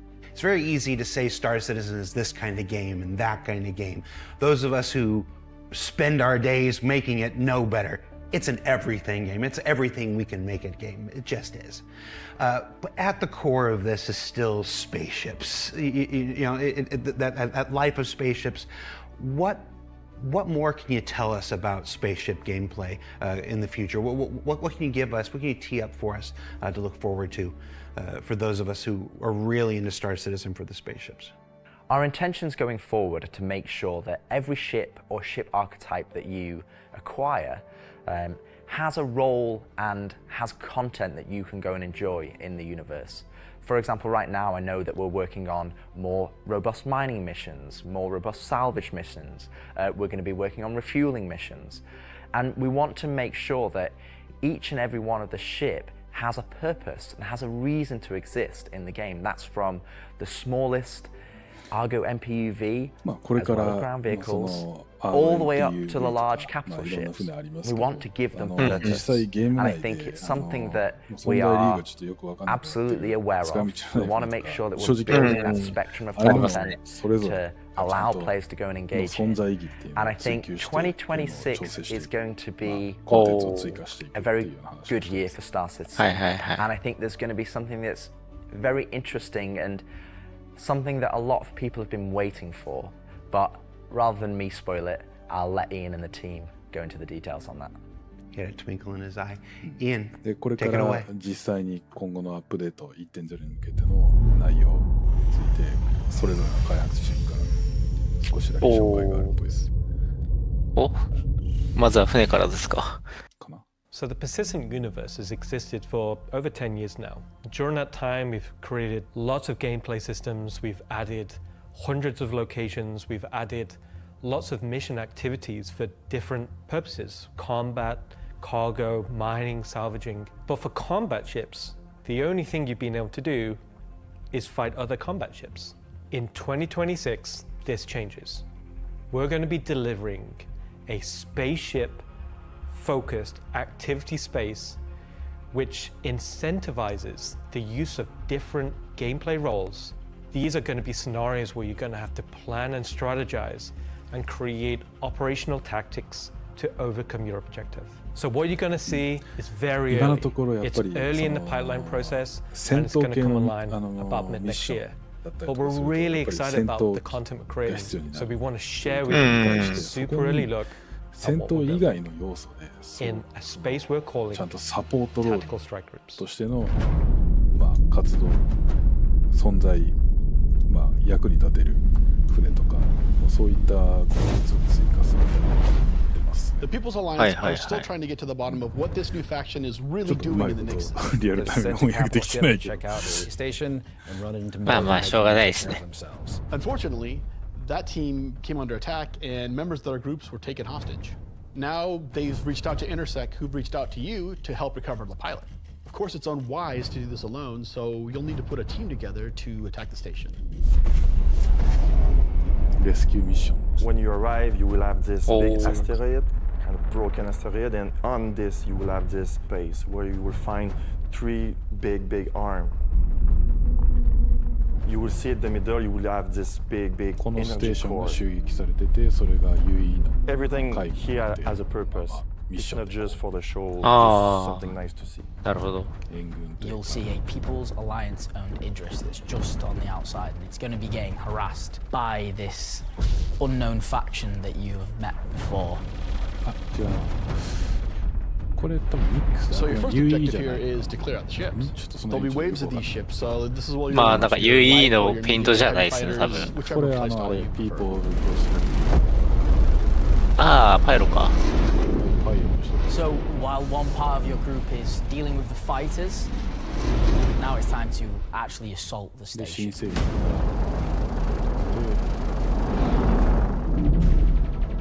This station has been outfitted to resist all of the obvious way of attacks. Somehow they've incorporated Vanduul capital ship killing turrets. These turrets ignore small fighters, and they have the firepower to 対 destroy キャピ even タ the ル用 biggest のバ capital ンドゥール ships. 技術を使ったタレットが存在してるみたいな。あれじゃん、スクワドロンのレーザーじゃん。 そうだ It ね。 will get shredded. The idea of these 怖っ is so much make it so we can mix up that ship 怖いん combat. だけど。でも Everyone can just bring the 中 biggest 型 ship っていうか and キャ win ピ対 just キャピ because タル用 they だから have それ以 the 外は biggest 無視 ship. するっぽいですよ。ああ、なるほど。あ、でもあれもう来るんだ、PU に。あ、でも 1.0 だからこれあれか。まだ来ないのか。 Navigate the superstructure and take down anything that may damage your bigger ships. So at this point you're thinking destroy the turrets, but it's not that easy. This turret has shields that you've never seen before. It won't take タレットにシ any ー kind ル of ドがついて damage. Your missiles won't do おー、なるほ anything. ど。 Your lasers won't do あ、なんかそういう anything. こと Your がサポー ballistics ト won't do anything だ to から them. タレッ But ト like を everything, 潰す they た do め have a にシールドを weakness. 落とさ You ないと have いけないから to だから cut 戦 power 闘 to their 強力 shields. な戦闘機揃え To do that, that actually brings you to your first objective, the power relays. パワーリレーがこうって言って So the exterior has a number of ああ、あ power れを relays 潰さなきゃい that け are ないんだ。 holding the doors closed so that you can't get in. You have to find them, you have to target them, and you have to destroy them. But it may not be as easy as it seems. Here's our first wrinkle. The power relays have their own shields that are resistant to energy-based attacks. We know power how much you relay like も using laser シールドが貼 repeaters, られてる。 but so do these guys. ほうほうほう。 Capital ship Ah, can't get close that'll- enough because of the turrets. So ships with explosive or ballistic ordnance will be needed here. That's torpedo ships like your Retaliator or Gladiator. リタリエーター来た。 Or だ even から another fighter 今 with のところあ ballistics んまり loadout. 使えてなかっ That's た going to こ take う you い a う while. 魚雷とかそういうのが使い道が出てくるそういう意味かさっきのなんか他のサポートシップの役割がちゃんと用意されるはいはいはい。Once the power キャピタル relays 今 have っ been て taken ぶっ down, ちゃけ the キャピタル station シップ opens 持っ up. てきたら And this is 何でも where 解 things 決 get できるよ really 状 cool. 態 Now it's time for you to まあまあ design そう your ですね ship inside 対 the キャピタ station. ルシップ用の You, Ah. in your ship, fly into the タレットが superstructure あっ of て the でもそれは station. シールド貼られてて普通に潰せないからでそれを潰すためにはリレーがあってリレーにもシールドがあってそのシールドを We're 抜 just け going る to の call が it what 魚 it 雷だ is. ったりとか It's a trench run. それぞれの存在にちゃんともうちょっと意味が出てくるいいですね。 So as you enter the structure, それらを you'll 運 see 用 units するの along に the ロジ sides ス that ティ you'll ッ need ク to とか take が out. 必要になってくるからサポートまあ、じゃないですか There's ね。 three arms to the つうか station. トンネルくぐりやるのか。 You'll この fly ゲーム one, で。 and then there'll be a core in the center, and Star then you'll Wars move ですよ out another trench. あー、スター・ウォー You're ズ、エー either ス・コン gonna バ do ッ it ト。 both of them, or you エ need ピ to ソ bring ード1 friends. デススターなるほど At ね。 this point, the core is still protected, so these are essentially strafing runs. はいはいいや、でも俺、スターシーズンでこれできる気しねえな、俺。 You're gonna have to move quickly. You need an agile ship. これ難しいぞ Because the shield めちゃくちゃ難しいですよ、 you're これ。 targeting is emitting lots of distortion damage. So once the cooling units are out, that 突っ込んだ。 exposes the core to overheat, which means that you can attack it from the inside and also from exhaust ports on the outside of the station. This core is armored and just takes a whole lot of damage. そうはならんやろ。そこはたまらんだろ、それ。 Once the power core goes down, the turrets come down, and then the capital ships can get closer. Why is that important? Because during all of this, you spend a lot of ammo and munitions and ballistics, and you're going to want to top up. This is where we're going to get our new feature in. Ship hangar refueling and rearming. You're going to be able to land in the hangar of select ships and be able to use the same interface as you are right now at stations to refuel and rearm. Specifically for ships like the Idris and the Polaris and other ships that are designed to have other ships land inside them. Of course, it'll be more than just those two ships, and you'll グラディウ find ス out って more そうやっ once て we 入 get るん closer だ to release. But this is a 緑 really スの important 中に feature that we're really excited to get out.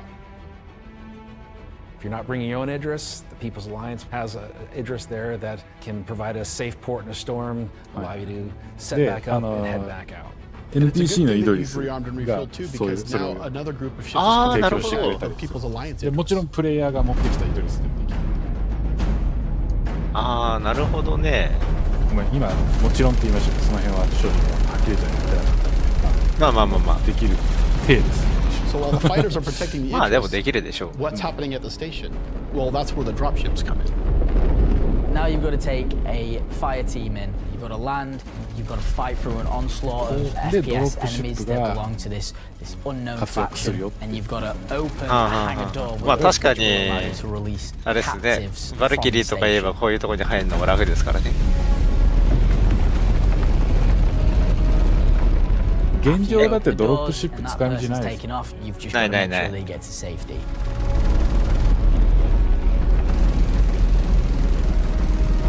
So at this point, all of this sounds pretty simple, but there's an additional complication. So up until this point, it's just been you versus the enemies in the station. But the enemies in the station have their own enemies. The Van Duel neighbors who お、何 really 言って don't き like た these お guys ー、バンドル出てきた and wreak havoc on everything. And they're not going to discriminate between you and the station. They're ニ out ッ for ク blood. ス思いのほか危険っすね。なんか結構 When you 軍事的な alert 大 the 規模 Van なミッ Duel ション by が destroying the power core that the station's ああ、ま now あ国境だからそう vulnerable, なんでしょうけど。 you're on a time limit. Van Duel are coming, they're going to come hard, they're going to keep coming. インディペンデン You're ス gonna デー have って言ってるやつ one い hell る of a。fight.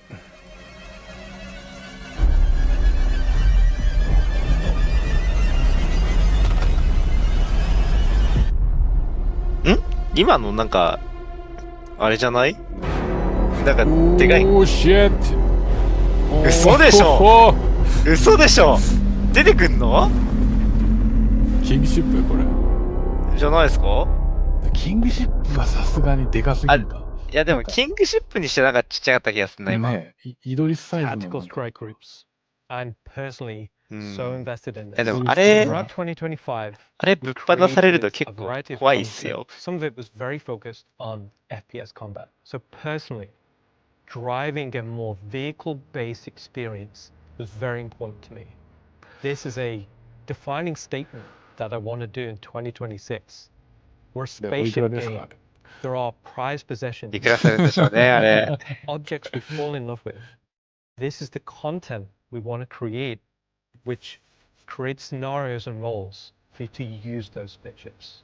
We won't get to all roles initially, but we should see this as a だからま landmark あそんな全て position where の we can まあそれこそメ see ディカルだとか gameplay space which incentivizes 補給 the センター use of different その辺 ships はまだ and scenarios 来ない to かもしれないけ clear ど、まずはこ objectives このような complete 形で missions それぞれ in a の variety 船 of の roles. 役割っていうの And in the に future, まあちゃんと存在 we 意 can 義を use 持た this せ to る expand ようなコンテンツ So を I hope you're all just as excited as I am for でそれ tactical のまあ strike 始 groups. まりです。 They're gonna be はい fantastic. はいはいはい。はい。 400じゃ効かんと思いますね。さっきのワンドゥールのあのでっかい。いや、あれ多分下手。いや、イドリスで効かない。多分1000とかすると思う。たくさんいるから。2000ドルぐらいか。2000いくかな。Okay. まあそもそもあれですけどね、プレイヤーの手にはできないかもしれないですけど、あのサイズ、あの船ってバンドゥールの技術でできてるんで人間が動かせない可能性があるんですよね。John, come home. All right, so tactical strike groups. You know, it's been a long road for the last 10 years. The PU's been around. We've done lots to build stuff for mining ships and for salvage ships. And as Rich said, we're currently building out even more for those. And our first refueling missions coming online in 2026. But combat missions. Oh, Oh, hi. Aaron Roberts. Aaron Roberts. But finally having enough of the foundation in place that we can begin to build real spaceship operations, hesitate, in any other MMO they'd call dungeons. It's really exciting for me, and that's why we're ending the show this year with that. So yeah, that's been CitizenCon Direct. Thank you for taking the time to share this with us. Again, this is just a glimpse at some of what's coming in 2026. I've seen the Twitch chat and the YouTube chat like, oh, you're spoiling everything. I promise, we ain't. So before we let you go, that's it for me. Thank you so much for tuning in. And as with every CitizenCon, the last word shouldn't be mine. It should belong to our founders and CEO. So take it away, Chris Roberts. I hope you enjoyed this glimpse into some of what the team is cooking for the near future. Of course, we're not going to spoil everything that's currently in progress, and many features we haven't discussed today are in active development, like base building, social, and trade tools that are very much a priority. These, along with bringing the final polished features from Squadron 42 into the persistent universe, will make next year the most exciting year for Star Citizen. Finally, I want to extend a heartfelt thank you to everyone at CIG for working so tirelessly and with so much passion to deliver something that is already special and will only get more so as we continue. And of course, to all of you for making all this possible with your support and feedback. We couldn't do this without all of you, something that I and the team appreciate every day. We are very lucky to be allowed the time and the money to build the game of all of our dreams, something that is only more apparent as the video game business becomes more monolithic.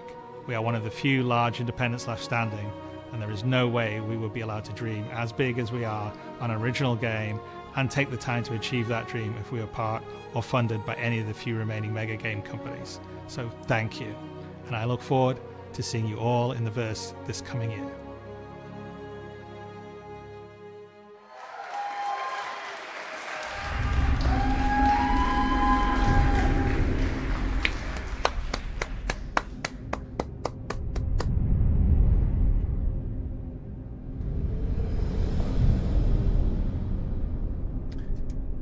終わりかなですね。うん。まあまあ、今年のシーズンコンはね、スクワドロン42に集中したいっていう兼ね合いから、ちょっと短いものになりましたけど、去年と比べると。まあまあまあ、でも短いですけど、内容としては十分だったと思いますね。まあでも結構あれですね、雑草と石ころの話が長かったっすね。あれで10分、20分ぐらい使ってますからね。いやー、そうね。まあでも興味深いですね。クラフトは結構早めに来そうですね。近いうちに。確かに2、3ヶ月って言ってましたもんね。そうそうそうそう。まあうまくいけば今年の年末に放り出していく可能性がっていう。今の仕事でなんとなくい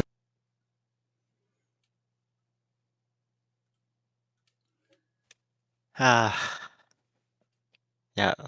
楽しみになりましたね、今年の残りが。ですね。もしかし、ニックスはいつ来るとかって言ってましたっけ？まだ言ってないですっけ？いや、ニックスはもう今年中、だから 4.4 って言ってたんだっけ？ああ、来月って言ってたか。じゃああれじゃないですか。IA と一緒に来るんじゃないですか。IA というか、いや、あれじゃない？また、毎年の、あれでしょ、クリスマス休暇入るときに出して。いや、だって、じゃない？あれですよ。まだ10月ですよ、今。どうだろうね。ちょっとまあ、よくわかんないけど、でもその辺のタイムライン、基本的に信用できない。まあ、いや、まあ、そうっすけど、合わせるんだったら IAE にペルセウス出してさあ、バンドゥールと戦ってくださいじゃないですか。ああ、確かに。まあ、やりそう。やりそう。IAE あたり、まあ、期待はできますね。IAE あたり。さて、まあ、ちょっとね、余韻に浸りつつ。そうですね。まあ、まず今年来る内容としては、ニックスと、あとはクラフトが来るかもってとこですかね。クラフトは多分年明けになるんじゃないかな。まあ一部、まあすでにクラフトに関しては、まあゼロではないですからね。まあマルチツールぐらいは今でも作れるんで、実際のところは。うん。あとは多分、ブループリント、設計図とかの用意ができれば、割とすぐ実装しそうな気もしますけど。うん。まあ、クラフトでテストして、そっからあれなんだろうね、本格的にベースビルディングの実装について多分来年お話があるんじゃないかな。お話があるか、それとも来年のうちに実装できるか、どっちかですね、多分。そうすると、なんかあれだな、2027年リリースはないな。ああ。うん。なさそうだな。だって、多分、来年いっぱいで裏で、クラフトに関しての、開発を開発をしていって、で、来年のシチズンコンで、多分、ベースビルディングとかについて発表すると思うんですよ。うん。で、その上で、そこから多分リリースをして、で、来年ももしかしたら、この感じでいくと、あれじゃない、今、スタントンパイロで今年ニックスが来て、で、来年、カストラかテラのどちらかが来て、で、2028年にカストラかまたテラが追加されて、そっからだってリリースってなったら、まあ、まだ詰めなきゃいけないもんいっぱいありますからね。詰めるというか、言ったら、5つの整形を実装した上で、そこからテストをしないといけないじゃないですか。言ったら、そこで多分ベータテストに入ると思うんですよ。ああ、確かに。整形揃ってベータテストやって、からか。そう、それで初めてリリースで、さすがにこの規模のコンテンツでベータテストって1年ぐらいかかるでしょ。1年で効くかなって感じですけど、正直。まあ、巻きでやって1年じゃない？まあ、確かに。正式リリースって別に完璧である必要はないから。まあ、そうですね。だから最低限の、なんていうんですか、品質保証というか、クオリティで、これでもうワイプなしでもリリースっていうラインまで、その5つ目の整形がリリースされた時点でどこまで持っていけるかってとこですよね。確かに。だから今のペースで言ったら、年一で整形を追加していくじゃないですね。それかもしかしたら来年いきなりカストロテラ同時と。いやでも、それはきついだろうな。無理じゃないですかね。カストラはまだそれなりに人口少ないにしても、テラはだってあそこ、こっち側の中心みたいなもんですからね。年一で新しい整形を追加するっていうペースで考えて、そこからプラスベータテストで正式リリースっていうので考えると、妥当なラインでいくと2029年だよね。そうっすね。なるほどね。そんなもんか。でももしかしたら早くて2028ってとこか。でもなんかようやく見えてきましたね、多少は。そうね。2026年はとりあえずスカードの出して、ベースビルディングはなんか2026年いっぱいは多分開発するだけして、リリースはよくてあれじゃない？シティズンコンの後にサプライズリリースみたいな感じかなって思う。年末にポイしてあるかもしれないですけど。カストラ、でもベースビルディングだからカストラっていうよりかはどっちかっていうとテラとかなのか。でもテラが一番ややこしそうだもんな。あそこがだってスタントンより安全な地域ですからね。安全ってことはそんだけ発展してて、そう。人工物が多いだろうから、ロケーションがめちゃくちゃあるだろうし。だから多分テラが最後だと思うんですよね。多分次カストラだろうね。あれじゃないですか。敵対的な整形が先に来てるって思えばカストラの方が。そうね。パイロで、無法者たちが来て、ニックスでバンドゥールが来て、で、そうだ、カストラでシアンが来るんじゃないですかね。あそこだって、国境ですもんね。そっか。じゃあやっぱカストラだね。ですね。その次は。それが多分来年に来るかな。これはあくまでも私たちの予想です。予想ですけど。さテッドで、今ね、ちょっと、プレッジストアを見てるんですけど、まあ今さっきまでパラディに映してましたけど、はい。まあ私はね、エイリアン好きなので、もう個人的にもうスティンガー。ちょっと気になってしょうがない。いやー、スティンガー、$315だそうですよ。これサイズで、どっかスペックシートあるのか？スティンガーはありましたよ。どこにあった？公式のメインページの方から行ける紹介ページみたいなところにありましたよ。一回RSI のメイン戻って。これか。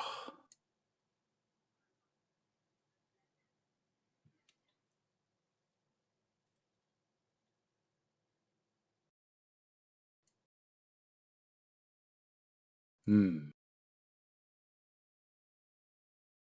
ごめんなさいね。もう私も完全に個人的にもうね、このエイリアン大好きなの。あれなんで。で、特にバヌーとかバンドゥールとか、このなんか有機的なデザイン大好きなんですよね。35メートル、35メートル。でかいな。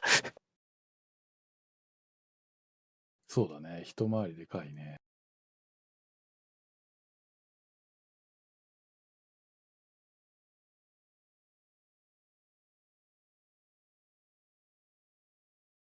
一応、あれだよね。F8 みたいなものだみたいなことをちらっと言ってたような気がするから、F8 と比較するとどうなんだろう。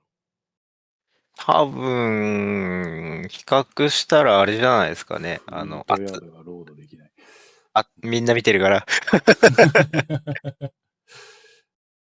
まあいいや。また後で見よう。なるほどね。35、35。うん。確かバヌーディフェンダーが20メートルぐらい、20メートル弱ぐらいだったような気がするんですよね、大きさ。20メートルなかったっけ？あったっけ？ちょっと覚えてね。シップマトリックスを見てみましょ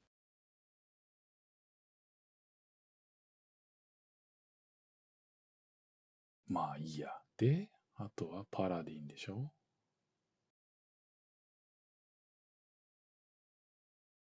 ？F8 より一回りでかいですね。F8 が25メーターの24メーターの 6.5 なんで。結構でかいね。うん、でかいっすね。うん。まあパラディンはね、サイズ感的には、まあまあ、みんなご存知の、アズガルドとかバルキリーのね、あれですね。あの辺ですね。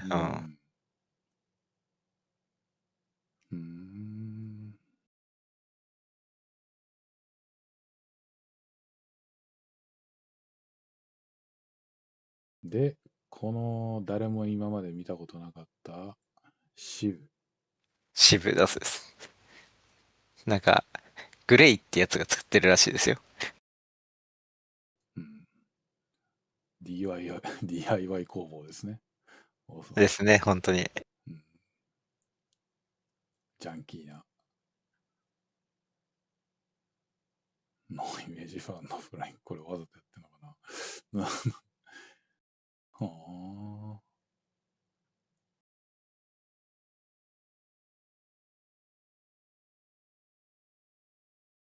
これ、カミングスンか。はいはい。なんか次パッチで来るって言ってませんでしたっけ？うん。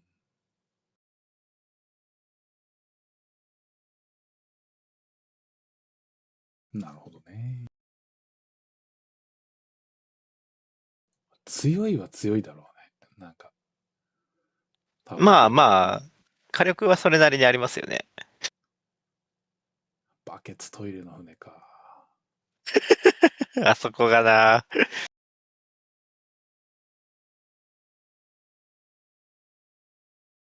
パラディンはね、そっか、10年保証しかない。そっか、今、シップアップグレードだったら何がどうなってんだろう。スティンガーとパラディンは来てます。ほう。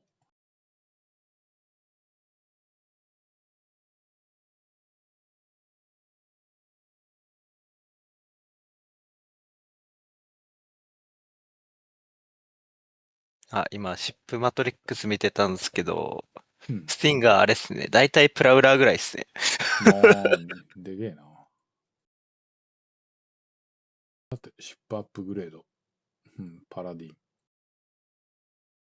スティンガー、アポロ。オーボンヌが来てるのはその辺ですね。あとは、シーブも来てるね。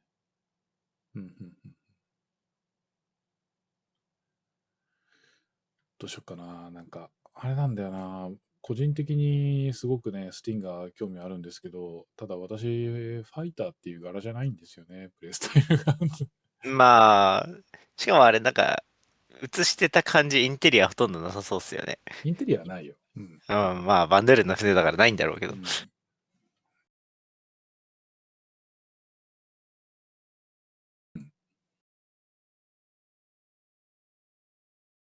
なんだろう。もうなんかこの辺に関しては自分が乗る乗らないじゃなくて、単純に欲しいっていう、それだけになってきて。もう完全にコレクションですよね、そこは。コレクションでなんか欲しくなってきたな。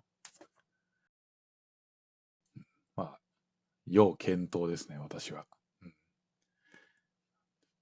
なくならないうちにちょっと、まあ私がちょっとね、今、強く検討しているのはスティンガーですね。もし買うならって。ただ、俺のプレイスタイルに合うのかっていう話をすると、いや、あんた戦わないでしょ、基本的にみたいな感じなんで。どっちかというと PVE コンテンツが多いですからね、私のプレイとしては。まあでも、PVE に使う戦闘機としてはだいぶ強力な部類ですよね、あれ。だろうね。あ、でも、あれじゃないですか次のパッチで実装されるってことは、IAE で乗れるんじゃないですか。そうね。そうだね。IAE で乗れるね。ですよね。で、まあまあ、今年のパッケージの中身ですね。公開されたね。ああ。置物とコインと。俺、このコインがさ、ゲーム内でさ、めちゃくちゃちっちゃくてさ、どうすんのこれっていつも思ってるけど。一応集めてはいるけどね、ゲーム内のイベントとかでもらえるコインとかってのは。あれでも、置くにしても小さすぎるっすよね。あと、個人的にこのバンドゥールプラッシー、はい、私かなりお気に入りになりますね、これは。と、ポスターと、レブスキーのポスターと、そう、レブスキーですよ。レブスキーですよ。私、カミンスキーですから。レブスキー。で、これは、あれか、マイニングヘッドの置物ですね。なんか展示品ですよね。で、なんか、これアンダースーツだよね。これがあれ、さっき出てた、LMG か、これは。ああ、はいはいはい。これがなんかスペース AK ですよね。で、これナイフ。なんかちょっとかっこいいナイフ。って感じか。本当だ。まあ、私、これね、買ったんですけど、この LMG はちょっとお気に入りの武器になりそうかな。結構、私は発射レートの低い、弾倉の多い武器とか結構好きなんで。いいっすよね。この AK は、なんとも。でも人気出そうですよね、この AK もね。まあ、そうっすね。まあ、今まだアーマーに、レーザーとか、実弾をどっち防ぐとかって特性はないですけど、出てきたら結構厄介な銃ですよね。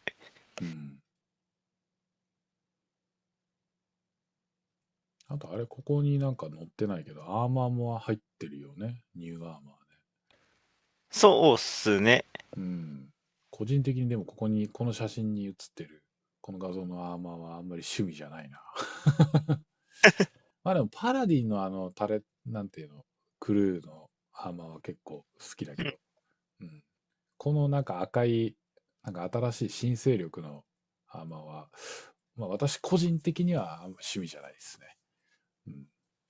まあ、そうっすね。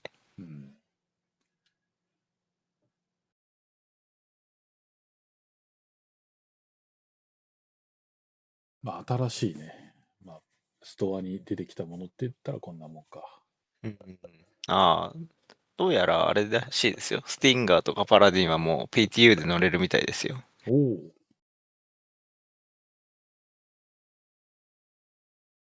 なるほど。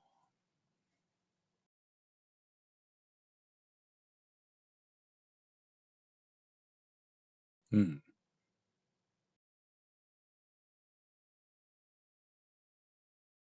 欲しい。欲しい。畜生。いや、まあ、この野郎。この野郎。うん。そう、私ね、散々ね、ディスコードにね、参加してきてね、皆さん、一緒に遊んでるね、仲間たちにね、船のね、何を買う、買わないっていう話をするときね、いつもね、いや、いいよ、買わない方がいいよって、それ自分が使うからちゃんと考えてから買った方がいいよって言いながらね、私がね、一番ね、そういうショートに負けてる人なんですけど、みんなにやめときなっつって、みんな誰かしら持ってるよっつって、その自分で買う必要ないよとかって言いながら、あと自分でね、結局使わなくなって埃かぶったらもったいないから買わない方がいいよとかって散々言うてる私がね、なんかこうやって目の色から買おうか悩んでます、ね。そうそうそう。いい面白いですよね。話ですよ。あ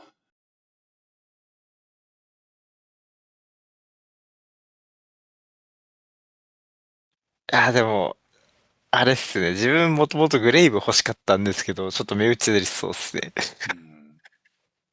いいね、スティンガーね。いや、あれ、いいなぁ。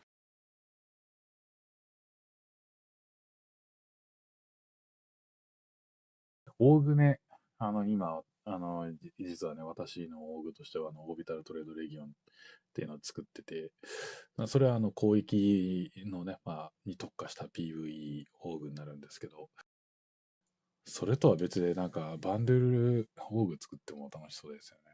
うん。バンドルファンが集うオーグとか。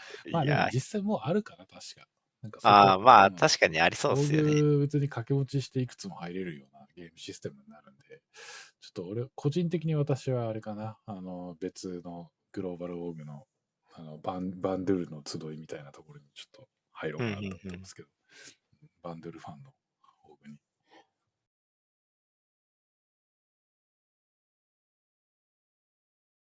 人間どもをね。うん。まあ、普段からあれですからね。バンダルバス被ってるぐらいですからね。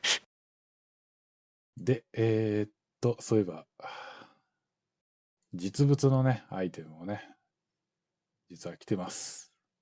ウィキのシャツだったりとか。来てますね。ポスター。高えな、このポスター。110ドルやって。たっけ。すっげえな。たっけ。へえ。ポスター110ドル。かなり取るね。いい商売ですね。本当ですよ。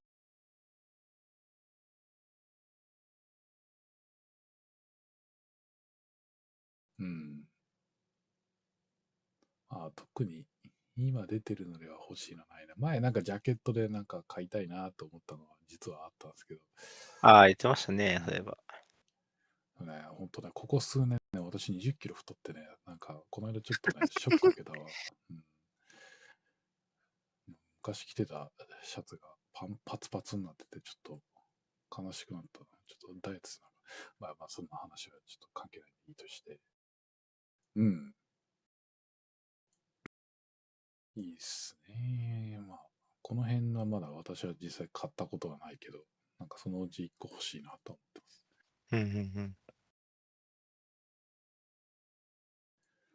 まあ、そんなとこですね。うん。あと、スターシーズンライセンスの、まだ別にも、こうやっていろんなね、アイテム売ってたりするんですけど。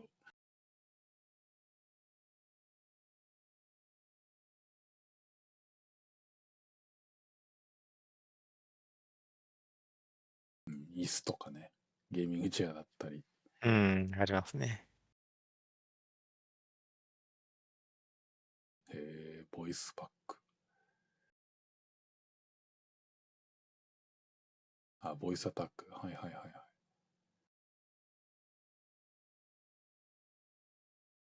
はい。AI コパイロッだからまあ、ボイスコマンドのソフトウェアですね。ああ、なるほど。これ、興味あるな、ちょっと。ボイチャで、例えば、なんかシールド何%アップとかっていうのを設定したら、フロントシールド 50% アップとか、そんなことできるんですね、きっとね。ですね。お値段5000円ぐらい。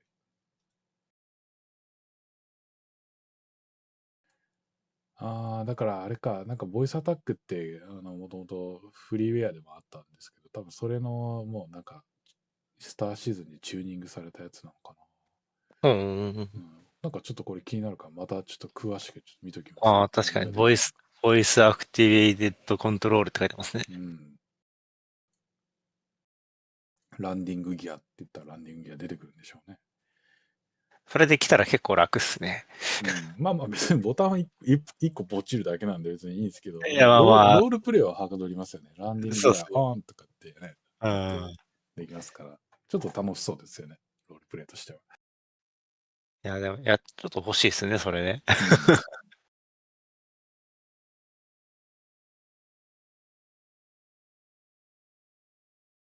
OK、じゃあ、エルカさん。はいはい。今日からやりますよ。ああ、そうですね。今日はね、まあ、朝3時に起きて、今、6時43分ですけど、朝。お腹空きましたね、だいぶ。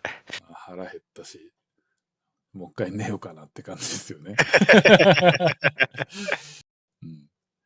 とりあえず、そうね、できるだけ早めにちょっと翻訳作業取り掛かって、どうしようか、これ。とっとと出したいから、分けるセクションで。ああ、まあ、そうっすね。うん。そうしましょうか。2時間丸々翻訳すると、やっぱり翻訳の精度も落ちるし。そうだね。そうしましょうか。ちょいちょい、ジャレット入ってきてる。ジャレットのシーン全部カットしてったら、多分何セクションかに分かる。ね。そうね。そんな感じでやろっか。OK です。目標はあさってまでにパート1出しましょうか。ああ、そうですね。明日、1日で、とりあえず1箇所作って、私がネイティブチェックして、頑張ろうかな。じゃあ、そんなとこで、一旦、配信はここまでにしましょうかね。もう3時間配信してますよ。お疲れ様でした。お疲れ様です。